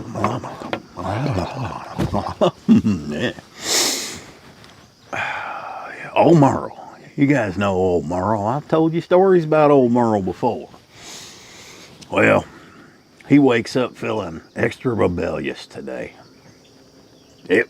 He's feeling like he's mad at the world. He wants to do something. He says, hey, I'm going to go down there to a tattoo shop and get me a tattoo. He goes down there. He's looking on the wall. He sees all kinds of stuff he'd probably like to have. But there it is. A skull with crossbones with a black rose across the skull's mouth. He wants it, but it ain't good enough. So he motions the tattoo artist over and he goes, can I get that right there? But can you put a middle finger in the background? And then put the skull in front of the dude flipping somebody off and put some devil horns on it. Tattoo artist looks at it and goes, oh yeah, we can do that. We can do that. Go sit on down. Merle gets his tattoo. It's just, he can't afford the color, okay? He's going to come back for that. He's getting the outline. Gets it all done. Merle ain't never had no tattoo. As soon as the needle gets stuck in, he goes, that hurts. Tattoo artist says, man up. Be over before you know it. Sure enough, it's over. Puts a little cream on it, covers it with this plastic. Old Merle ain't having that. As soon as he gets to the truck, he rips that plastic off. He wants to go around and show the world. He goes down to the Dewdrop Inn, his favorite watering hole. Has one too many. They told him, Merle, don't you drive. Don't you drive. You've had too many. Let me have your keys. Nope, Merle ain't having it. Sheriff Bob's parked across the street. Sees Merle get in the car, get in his truck, whatever he's in. Yep. Merle goes to put it in reverse. Nope, can't do it. Looks in the mirror. There's Sheriff Bob right there. Got him. Keys were in the ignition. He's getting a DUI. Merle's never been in trouble before. Gets a few days in jail, probation, and a big fine. Judge tells Merle, you need to get you a job. And did I say Merle got his tattoo right here? That's where he got it, right here, okay? There ain't many jobs in Merle's town, but the feed store is looking for help. The owner's a nice guy, but he's old school. He's about 70 years old, been there forever. Hey, he sets up an interview. Merle goes in. The owner comes out. One goes to shake his hand. Out comes Merle's. Owner sees that tattoo right off the bat. He's a criminal. He's rebellious. He ain't gonna listen. And he ain't getting a job. Now, when Merle was down there getting booked at the police station, guess what they did? Took his picture this way, and this way. They also seen his tattoo. They took a picture of that and wrote a description of it. Merle just gave himself another form of identification, therefore ruining any chances he might ever have of becoming a career criminal. They're going to see that tattoo. And they're going to peg him for the crime. So he can't be a criminal now. He can't get a job. What's Merle going to do? He's going to get on welfare. That is just what could happen and has happened. Don't be a Merle, okay? I don't mind tattoos, but get them where you can at least cover them with a long sleeve shirt. Man, these kids today are getting these what they call sleeves, and they look ridiculous to me. I mean, they do. And this big old black. What do you think that's going to look like when you put on 100 pounds? Huh? It's going to stretch out, okay? It's going to look terrible. And another thing they're doing, y'all listen to this one. They're getting tattoos of their kids on their arms. You know, when they're 4 or 5 years old, you know, kids are cute. Get a big old tattoo of little Willie right there. He's just got the big old smile. And the tattoo artist, well, it don't quite look like the photo of little Willie. It just doesn't. You wear it for a few weeks, people are making fun of you, but they're not going to tell you because it's your kid, okay? It's the ugliest tattoo they've ever seen, but nobody will tell you.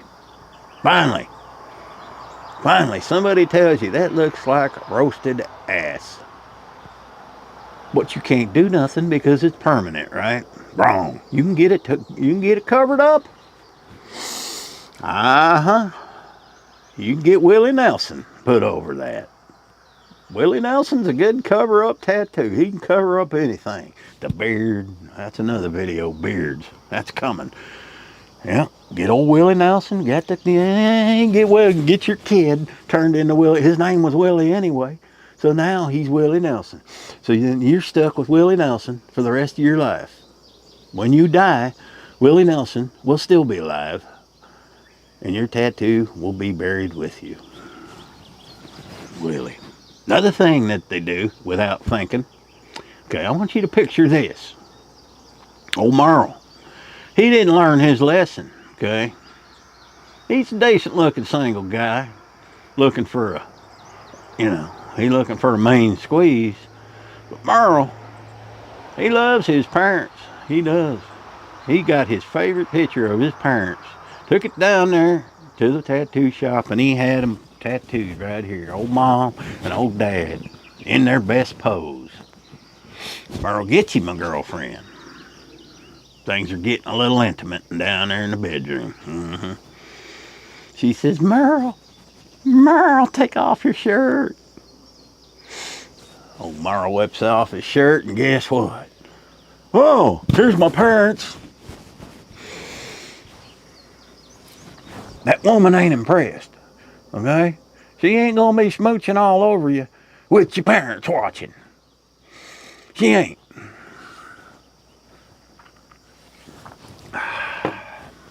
Merle. What we're gonna do about this Merle? He just will not learn.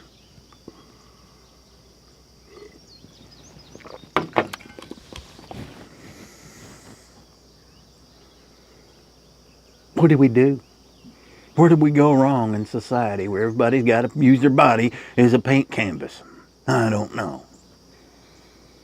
Now, most of us got them. But even the 32%, I think it's a little higher than that. And it used to be if somebody had a tattoo, well, yeah, they just got out of prison. Or they was a sailor. My uncle was in the Navy. He had the dancing girl with the anchors and all that on his forearm. Sailors used to be the only ones that got them, and but everybody's getting them now. All different kinds. I would not want to be a tattoo artist today. No, not with the way people are looking today. It just wouldn't be, man, you're going to get some pretty ladies and stuff coming in to tattoo, but you're going to get the other side too. There's even people in nursing homes getting tattoos. I couldn't imagine that. What do? You gotta have to take duct tape and tighten their skin up before you can put the tattoo on. And then, when you let the duct tape off, you got an old person tattoo. I don't even know where this video's going anymore. I better stop. But I would never recommend anybody getting tattoos that you could not cover with clothing, especially, man, don't get them on your face. You are going to ruin any chances you ever have of getting a good job. Now, I think a lot of people are doing that because of the work at home thing.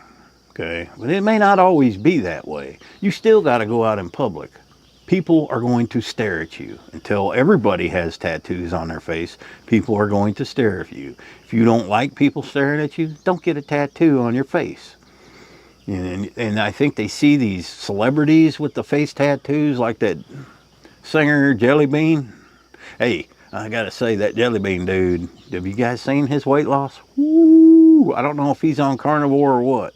That dude don't look the same. That Jelly Bean, I think, is that his name? But yeah, Jelly Bean. Country singer. I don't even know if you call that country.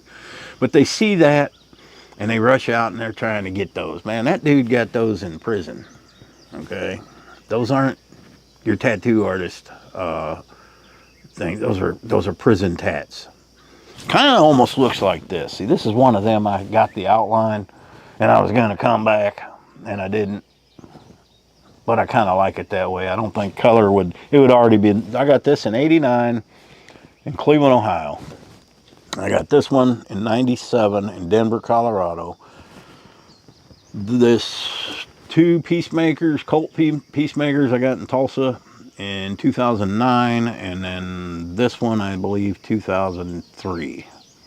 Well, I got the name in 2003. Covered it up when I got this one in 2009. Yeah. And then they get wedding ring tattoos, okay, with the guy's name or the girl's name. Don't do that, because the girl I married had one. She had to get that covered up, and it hurts there. From what I hear, the fingers hurt. Tattoos are not pleasant, okay? It's like a kitten. If a kitten jumps on you and is slowly falling down, that's kind of what it feels like.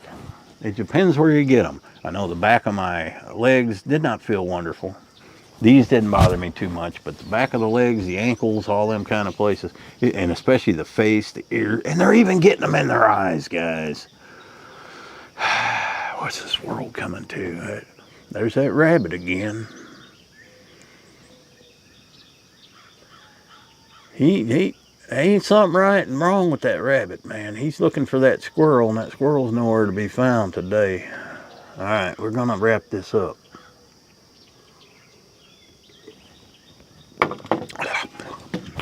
Happy trails.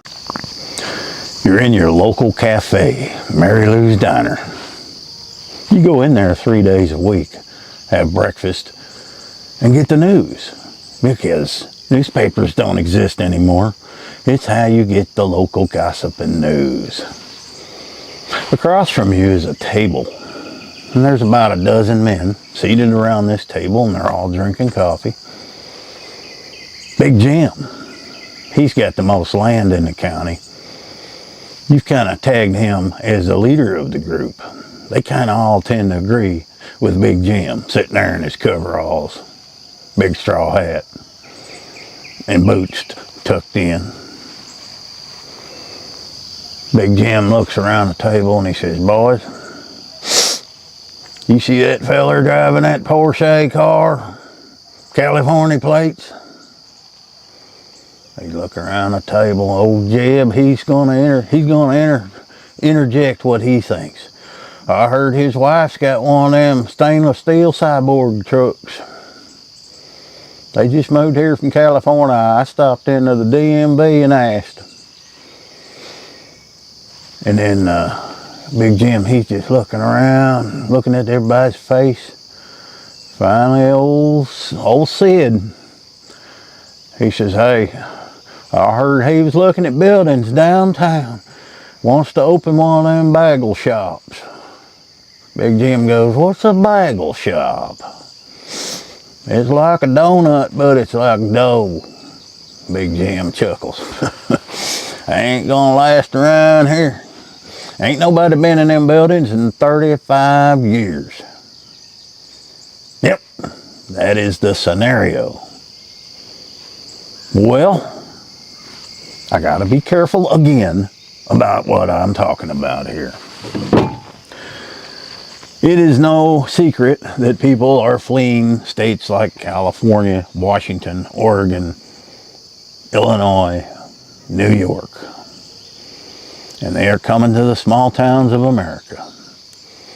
I've made many videos like this, but this one's a little different, so pay attention. If you were to drive across America, purposely stopping in towns of 6,000 and less population, what would you see? Well, I'm going to tell you what you're going to see. You're going to see downtown areas that are totally empty. If there is anything in the stores, the storefronts, it is thrift shops, junk stores, flea markets, nothing of any economic value. Most of the time, they're only open a day or two a week, as in the case in my town. All across America.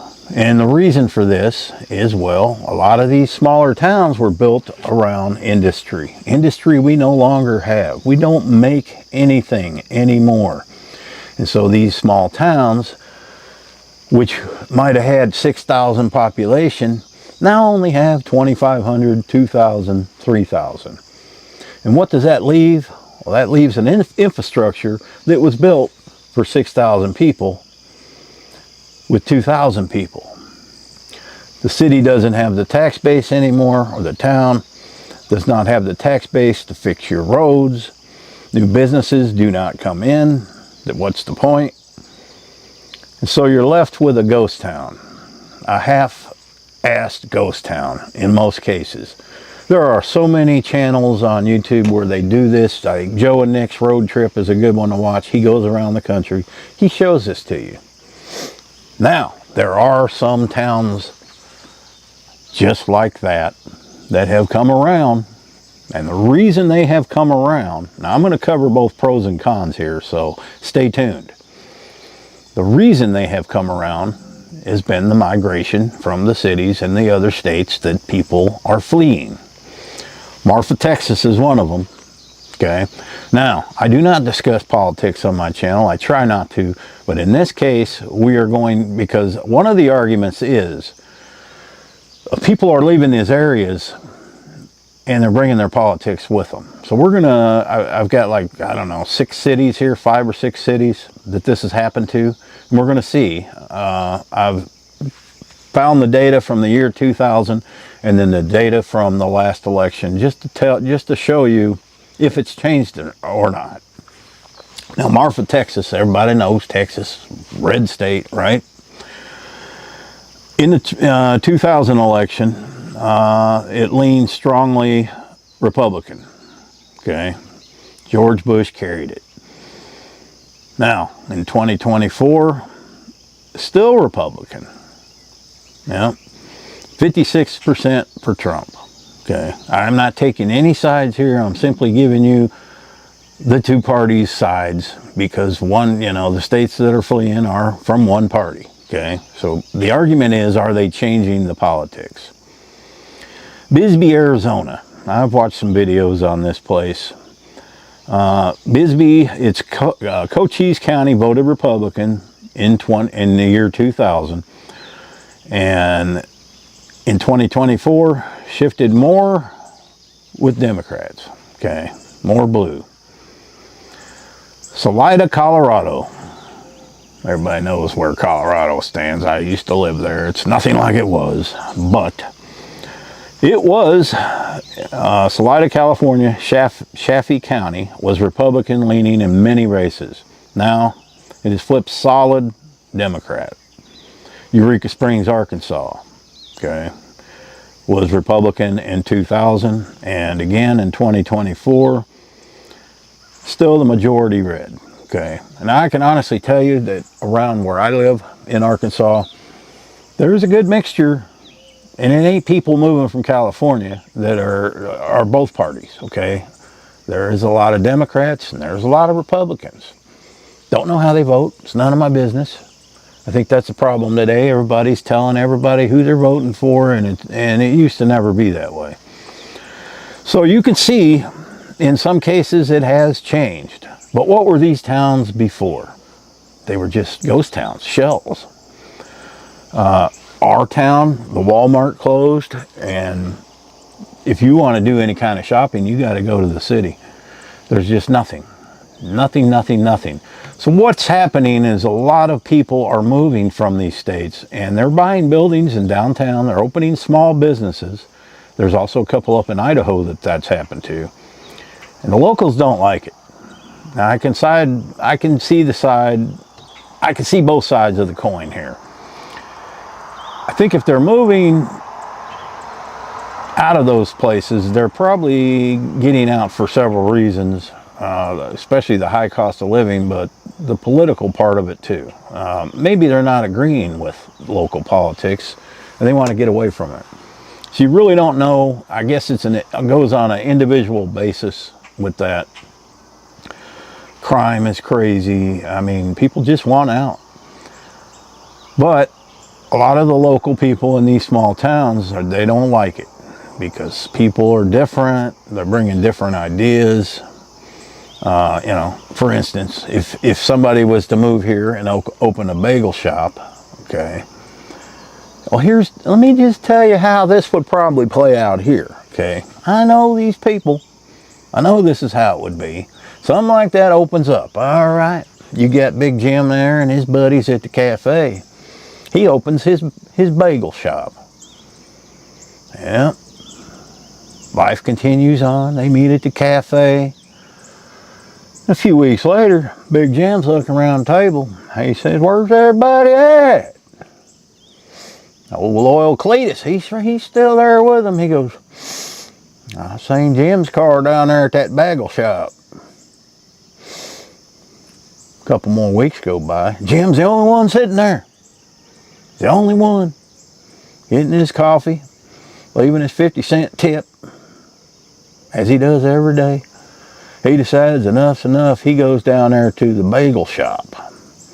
Walks in the door. There's all his buddies. Yeah, they're sitting in one of them booths that go like this, and then they got some tables pulled up. There's a fireplace. They're all sitting there with these funny looking cups. Old Cletus sees Big Jim, says, "Come on over here. You need to get you one of these frappies. They can even put whipped cream in there." Big Jim's mad. He's mad. He sits down. He's going to try to talk these boys out of it. And the waitress comes over, pretty little thing. "I'll get you something, a cappuccino, frappy." She's learned how to talk his language. He says, "What's a frappy?"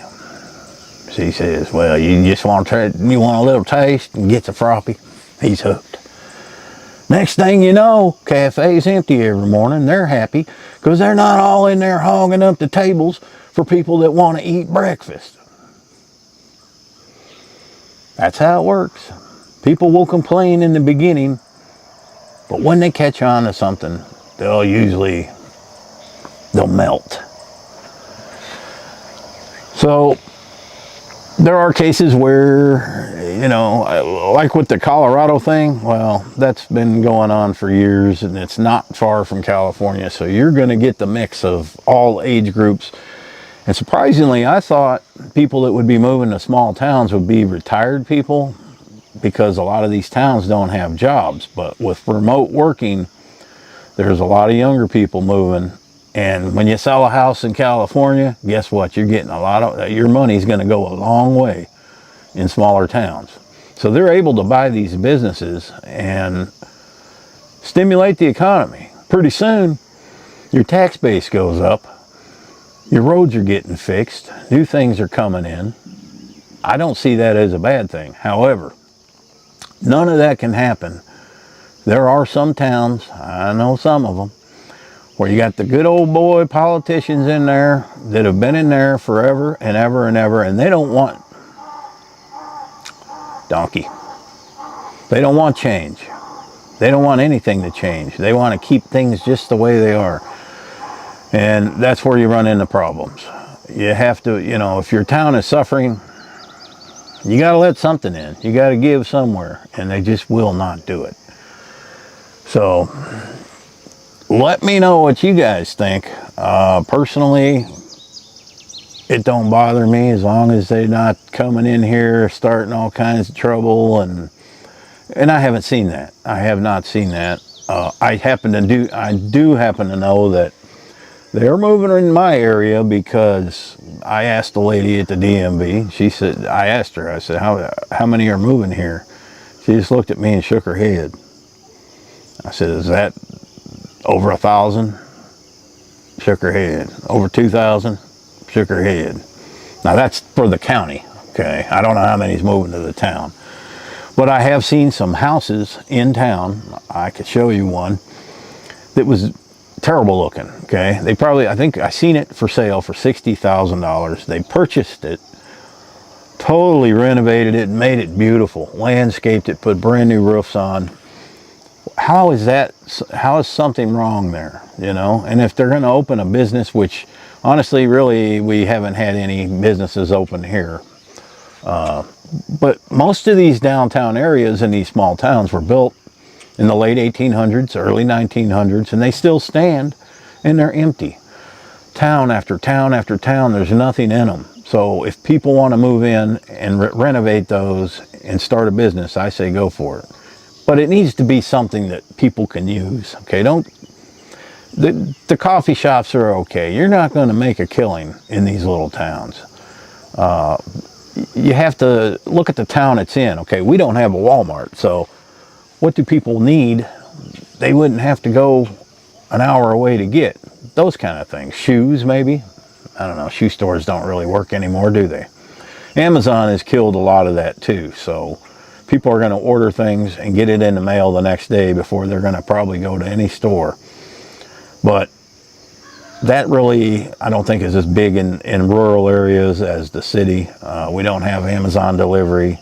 We just got UPS, you know, all that. But I think that's about it. But they're also coming because real estate's cheap, but it isn't anymore. Not like it used to be. You can't find any piece of land or anything here now for under $50,000, which is crazy. Before it was easy to find an acre of land, 2 acres of land for $10,000–$15,000, and now it's impossible to get. And I think the real estate agents are telling people we're going to start it at 50 grand and just wait it out, and somebody is going to move here from out of state and pay that. And so the migration is not helping. If you're a seller, I guess that's good, but then you got to turn around and buy something else at an inflated price. So how is that good? It's not. So I am staying put. Folks, I want to thank you. I should hit 40,000 subscribers today, and I'm blown away. I can't believe it's jumped up that high. 40K today. I appreciate and thank you in advance. Thanks for watching. Happy trails. Give me some comments. Give me some nice comments. If you cuss in the comments, it goes automatically. YouTube automatically puts it in. I don't have all day to go in there and dig out your comments and go over them. So make them nice, and they'll go right up. Happy trails. You're in your local grocery store.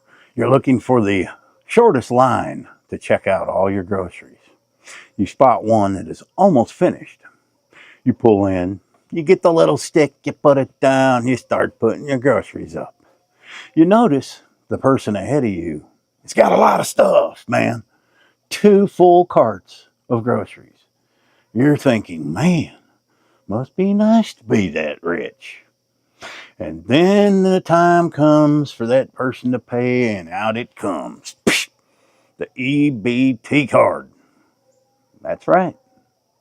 That person just got 2 full carts of groceries on old Uncle Sam. Well, I'm going to tell you about my experience yesterday, and we're going to talk about EBT. Now, this is not to put anyone down that uses it, but there are abuses I see all the time in my state of Arkansas, which is one of the poorest states in the country. But let's go over some stats on that first. Now, in Arkansas, 240,000 residents utilize the EBT system, the SNAP program, which stands for Supplemental Nutrition Assistance Program. Supplemental, okay? That doesn't mean it's going to supply you everything. Nutrition. There's no nutrition in the program, trust me. That's what it stands for. In America, like I said, Arkansas has 240,000 recipients of the SNAP program. That's 12% of Arkansas's population. Doesn't seem too bad. I think that number is a bit low, but there are ways to get around some of these numbers, I would imagine. California, number one, leads the country, 5.5 million SNAP recipients. Followed by Texas, 3.49 million. Followed by Florida, 3.3 million. And then finally, New York, 2.97 million. Now, is there that? These states seem to be flourishing, right? Where are these numbers coming from? You know where they're coming from. You know exactly where they're coming from. We're not getting into that. That's political. But you can look at these states I just named. Texas and Florida I wouldn't consider part of that issue, but you have to look at the population before you can figure it out. Now, food stamps, the welfare system, whatever you call it, was started in 1939. And what they did, they'd issue you orange stamps and they would issue you blue stamps. Now, this is coming out of the Depression, in the middle of the Depression. And the orange stamps, you could buy any food with that. Okay, I don't think they gave you a whole lot, but you could buy anything you wanted with the orange stamps. And then the blue stamps, you could buy surplus food from the farmers. And that was designed to help out the farmers. Well, that program ended in 1943. And it wasn't reinstated again until John F. Kennedy did it in 1961, reinstated it. And in 1964, LBJ signed it into law. And then Nixon expanded the program in 1974. And the program pretty much, they used to give you, a big book of stamps. Everybody knew you had them because they was in a book and you had to peel out the denominations. You'd get the government cheese and all that stuff. Well, in 2000, they got rid of the stamps and they started issuing EBT cards to people. Look like credit cards, huh? Less embarrassing, 2008, the program changed to what is now known as SNAP, the Supplemental Nutrition Assistance Program. And now there's a lot in the works to change things, and I actually researched this morning what changes do Arkansas have coming in SNAP program. And basically all that is going to change is they're eliminating soft drinks, sugary drinks, candy. Oh, and before you were not allowed to purchase a hot rotisserie chicken, but when the changes come, you'll be able to get a hot rotisserie chicken. I haven't seen anybody buying any hot rotisserie chickens, but it's good that they can get those now. There are people that truly need the help. I actually have had to use this program. It's killing my soul to say it, but there was a time when I injured myself so bad, and I was on a walker, and I could not even drive. I couldn't get to work. Everybody's like, get on food stamps. Get on food stamps. And I did not want to do it, but I had to eat. I had somebody bring me to the office. I sat in there. They crawled up my butt with a microscope, wanting to know how much I had in the bank. What, everything. They want to know everything, man. Family, they wanted contacts. They wanted every bit of information I've never imagined. After dealing with this for a couple of weeks, they issued me my card. I got $190 a month. I was embarrassed to use this card. I would go to the store early in the morning to avoid embarrassment, even though everyone around me was using them. I did not like it. I've always worked all my life. I've worked hard. Yet I find myself needing this. It was a constant barrage of things in the mail to fill out, to send to them, to prove this, to prove that. The final straw was when two ladies showed up at my house. This house here, this is soon after I had this place. And they wanted to see what I had. And they had insisted to come in. And after about 10 minutes of listening to them and wanting them to see this and that, I handed them the card and I said, you know what? It is not worth the trouble. I said, I can scrounge $190 worth of food out of the dumpster to keep the card, and I never used it again. Even had a balance on it. I didn't care. It was aggravating. Yet, let me tell you what I saw yesterday, okay? And I've seen this many, many times over, but I would say, hey, man, I'm telling a story here. Dang crows, man. Let me get a drink of coffee, guys. Then we're going to get into it.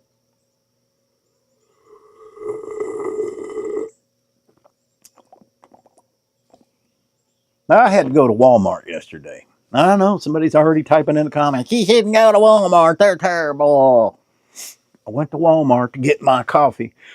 They have my big jars of coffee. It's in the Mexican section. I don't know why it's in the Mexican section. Maybe Mexicans require bigger jars of coffee, but it's not with the other coffee. It's in the Mexican section. Jars about that big. I got 2 of them.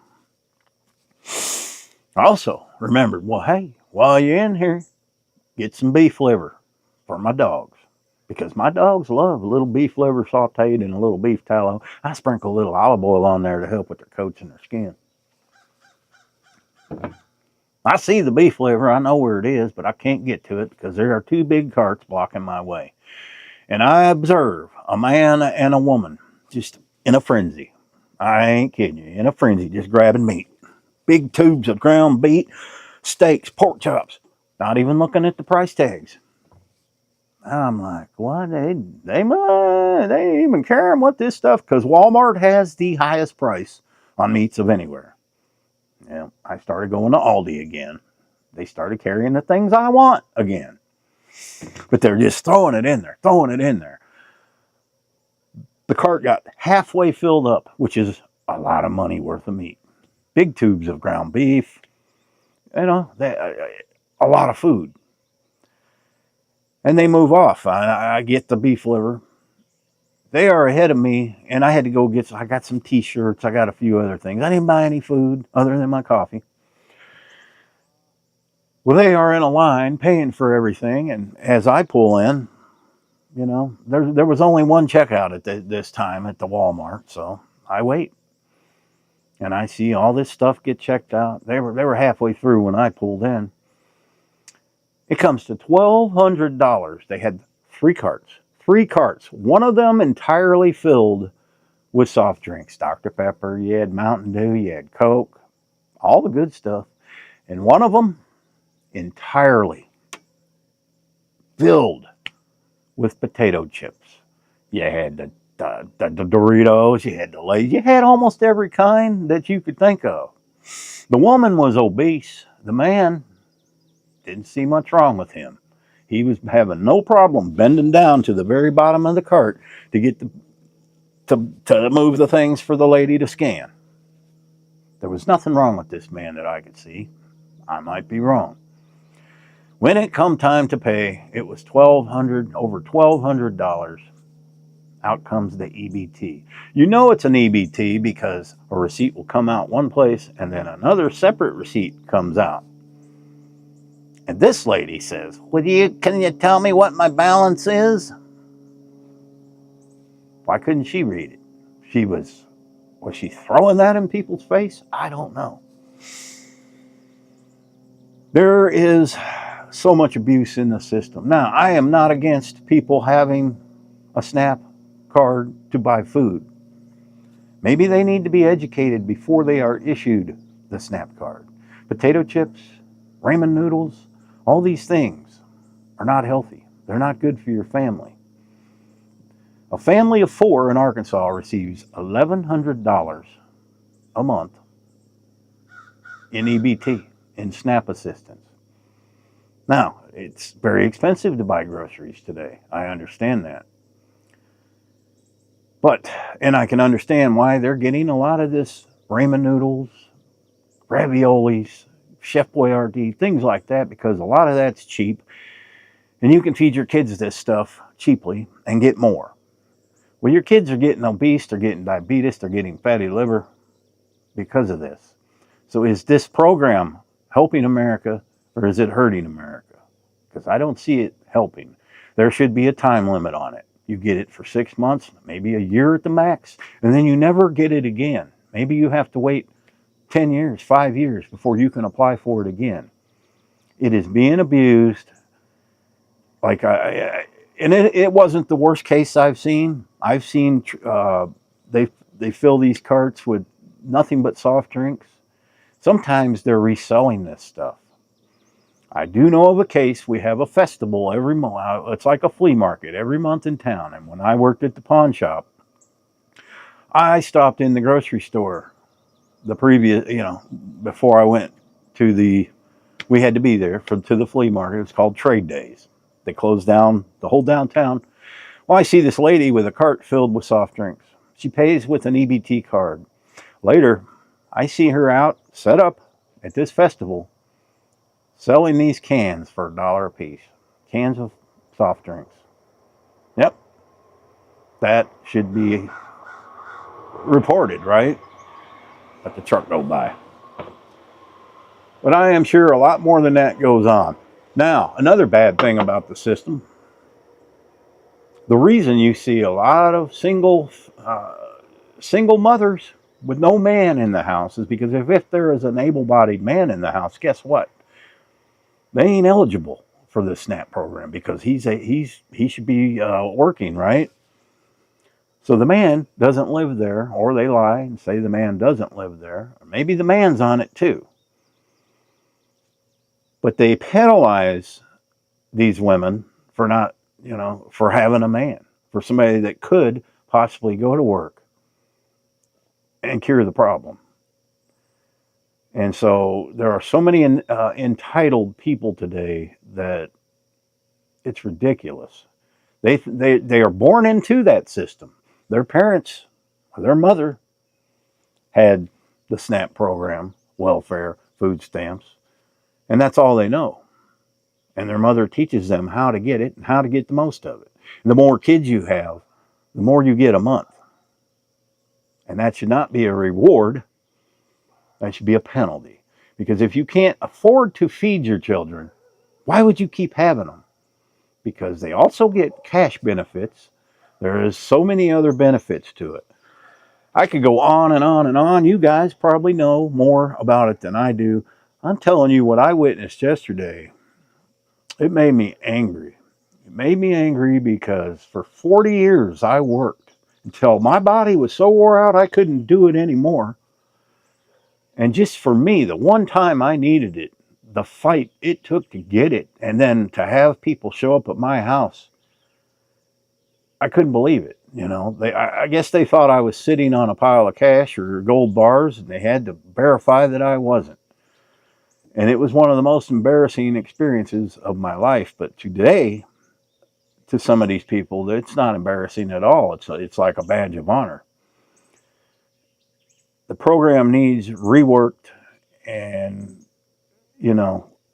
this, like the state of California, a lot of these states are giving this to people that cross the border, the migrants. They get an EBT card. They just came into the country, rolled into the country, and they get free food. Now, I know there's an effort to put a stop to a lot of that, but you can't tell me in California, 5.5 million people. I know it's one of the biggest states, but something ain't right there. Right? Wrong. Right. There is something wrong with it. Now, I am never one to slam people that need assistance. I've been there. Oh, I've been there more than once. But there's always something we can figure out to do to earn money. I'm sitting here on YouTube. I would have never guessed. And it took years. It took years for my channel to get to the point it is now. And there's no guarantee my channel is going to maintain what it's doing now. There's no guarantee. But I guarantee you I'm going to work hard at it and to keep it this way. And even harder, once this hot weather goes away, I will get the other channel going again. I've never been one to take anything that's free or look for the free ride in life. You don't get anywhere that way. I have come a long way since the time I have gotten here, and I don't plan on ever being destitute. if I was to give any young people advice, you know, I'm out of advice for young people. I don't know what to tell them. You tell me. I know this is going to stir up a lot of comments, guys. This is really, I wouldn't call this a political post. This is a social issue. We got to get some of these young people back to work. We got to get them off the nipple of the government. We got to get them working, you know. Something has to change. So, thanks for watching Happy Trade.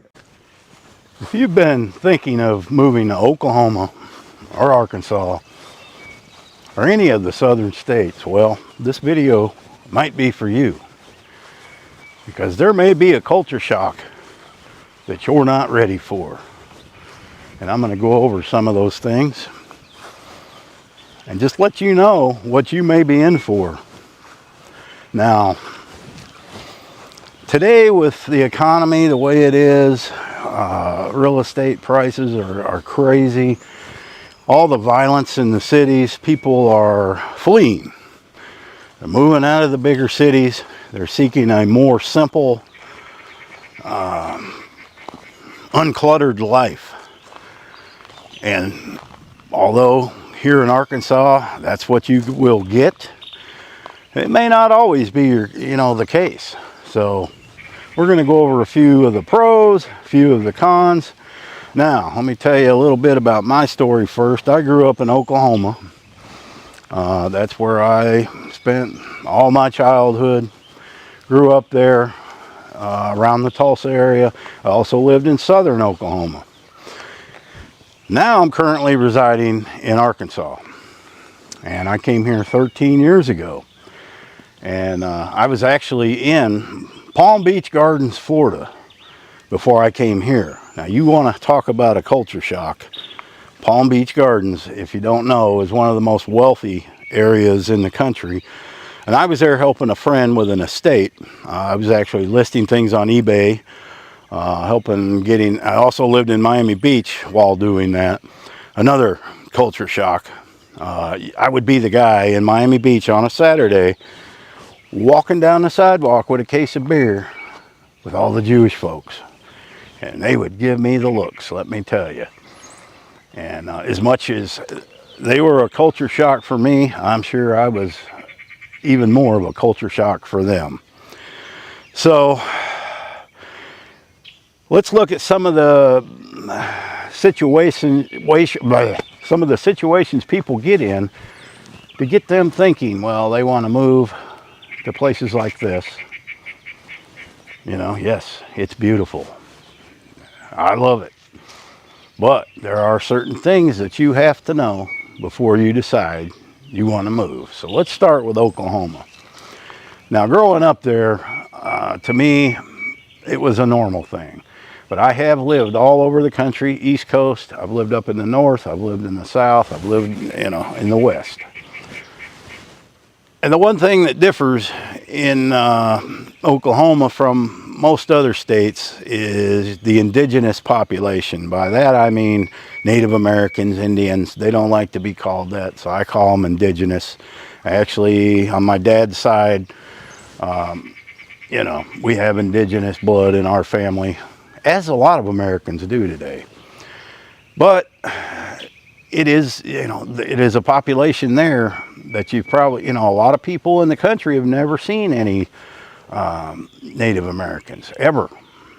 And then when you move there, it is a different culture, and some of them are still resentful, rightfully so. I worked with, in southern Oklahoma, I had the opportunity to work with, great people, great bunch of people.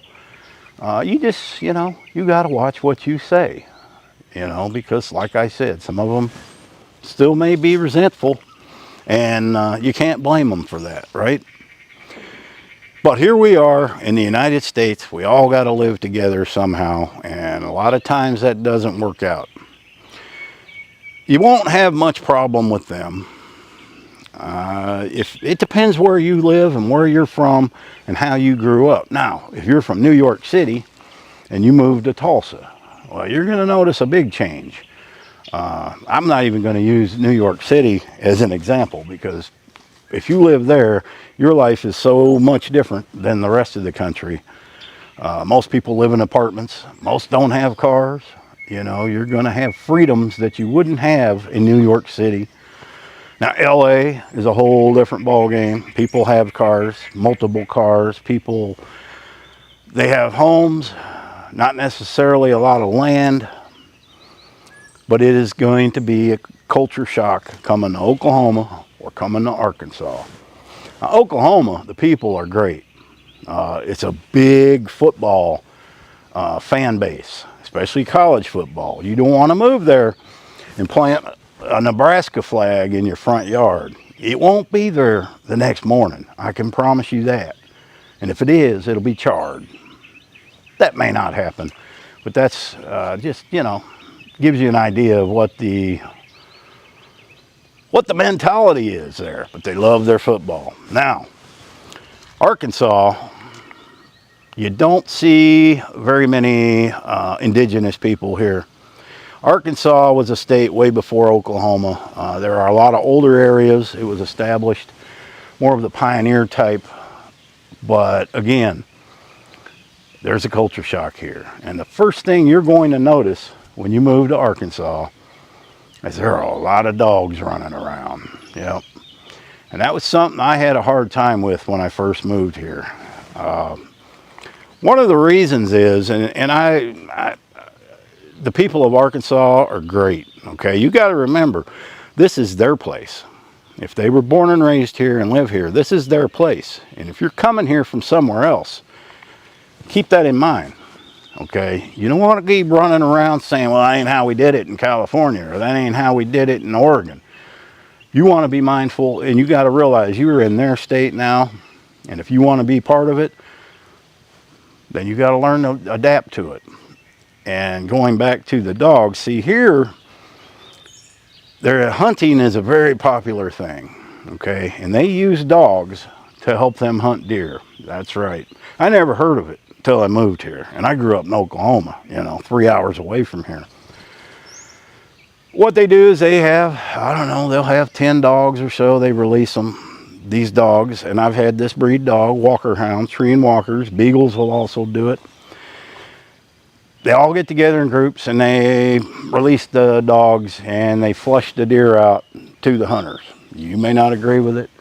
I don't necessarily agree with it, but I don't condemn it, okay? I don't have any trouble with that as long as they're taking care of their dogs. And some do, most do, but some don't. And that's where you see a lot of the abandoned dogs. Not saying it's coming from the hunters, because a lot of them come from the small towns where younger people, mostly, and I ran a rescue there in this town, they get their animals, they're renting, okay? Some reason or another, they can't pay their rent, and guess what? They get evicted. Well, they can't take their animals to the next place. That is one of the biggest things that happen. I always advise people, unless you own your own place, do not get animals, okay? Unless you know for sure you can give them a full life, don't get them. That happens all too often. Spay and neuter is not a popular thing. So you end up with all these puppies and cats and everything else running around. That is one culture shock you will experience. Okay. Another one is, well, you're not going to see Mercedes-Benz and Lexuses driving around unless you're up in Fayetteville. Fayetteville, that area in northwest Arkansas, is all transplants right now. So you will see that kind of thing. But I'm deep down in Arkansas, okay, you're going to see old pickup trucks. Everybody's got a pickup truck. You're going to see pickup trucks. You're going to see old vehicles, which I prefer to own. Old vehicles. You're going to see people that are struggling, okay. You're going to see a lot of blight. A lot of the homes you see are going to be filled with junk all around the property. Others are nice. But you're not going to see the big McMansions on every corner. You're just going to see a lot of blight. But for the most part, if you can blend in, not saying do what they do, you don't want to come in here and start copying everybody. Be your own person. They'll respect you a lot more. and you'll be accepted. Now, you're going to get a feeling that you're never 100% accepted. That's more so in Arkansas than Oklahoma. Oklahoma now, especially Tulsa area, is a lot of transplants from other areas, especially like Broken Arrow, Owasso, a lot of those suburbs. My parents live in Broken Arrow, and it's been that way since the early 80s. I spent my last high school years in Broken Arrow, and you know, when I lived there, there was 40,000 people, or less than that. Now there's over 100,000 people. I don't even recognize it. It's nothing but traffic. I've never understood living in a city where you got to fight traffic all the time. That's the way it is. So, yes, you're going to experience cheaper property prices here. And the property taxes here in Arkansas are very low. But you can't move here and start trying to change things. And I know when I first came here, I wanted every dog rescued, and I wanted to change something. But you know what? You're not. You're not going to, you can help, but you're not going to make a dent. Okay? It's just their culture. It's how things are. And you either have to accept them or you don't, or don't come. That's the way it is. Now, Oklahoma, you got Oklahoma City, you got Tulsa, but your smaller towns are a lot similar. Okay, people know everybody.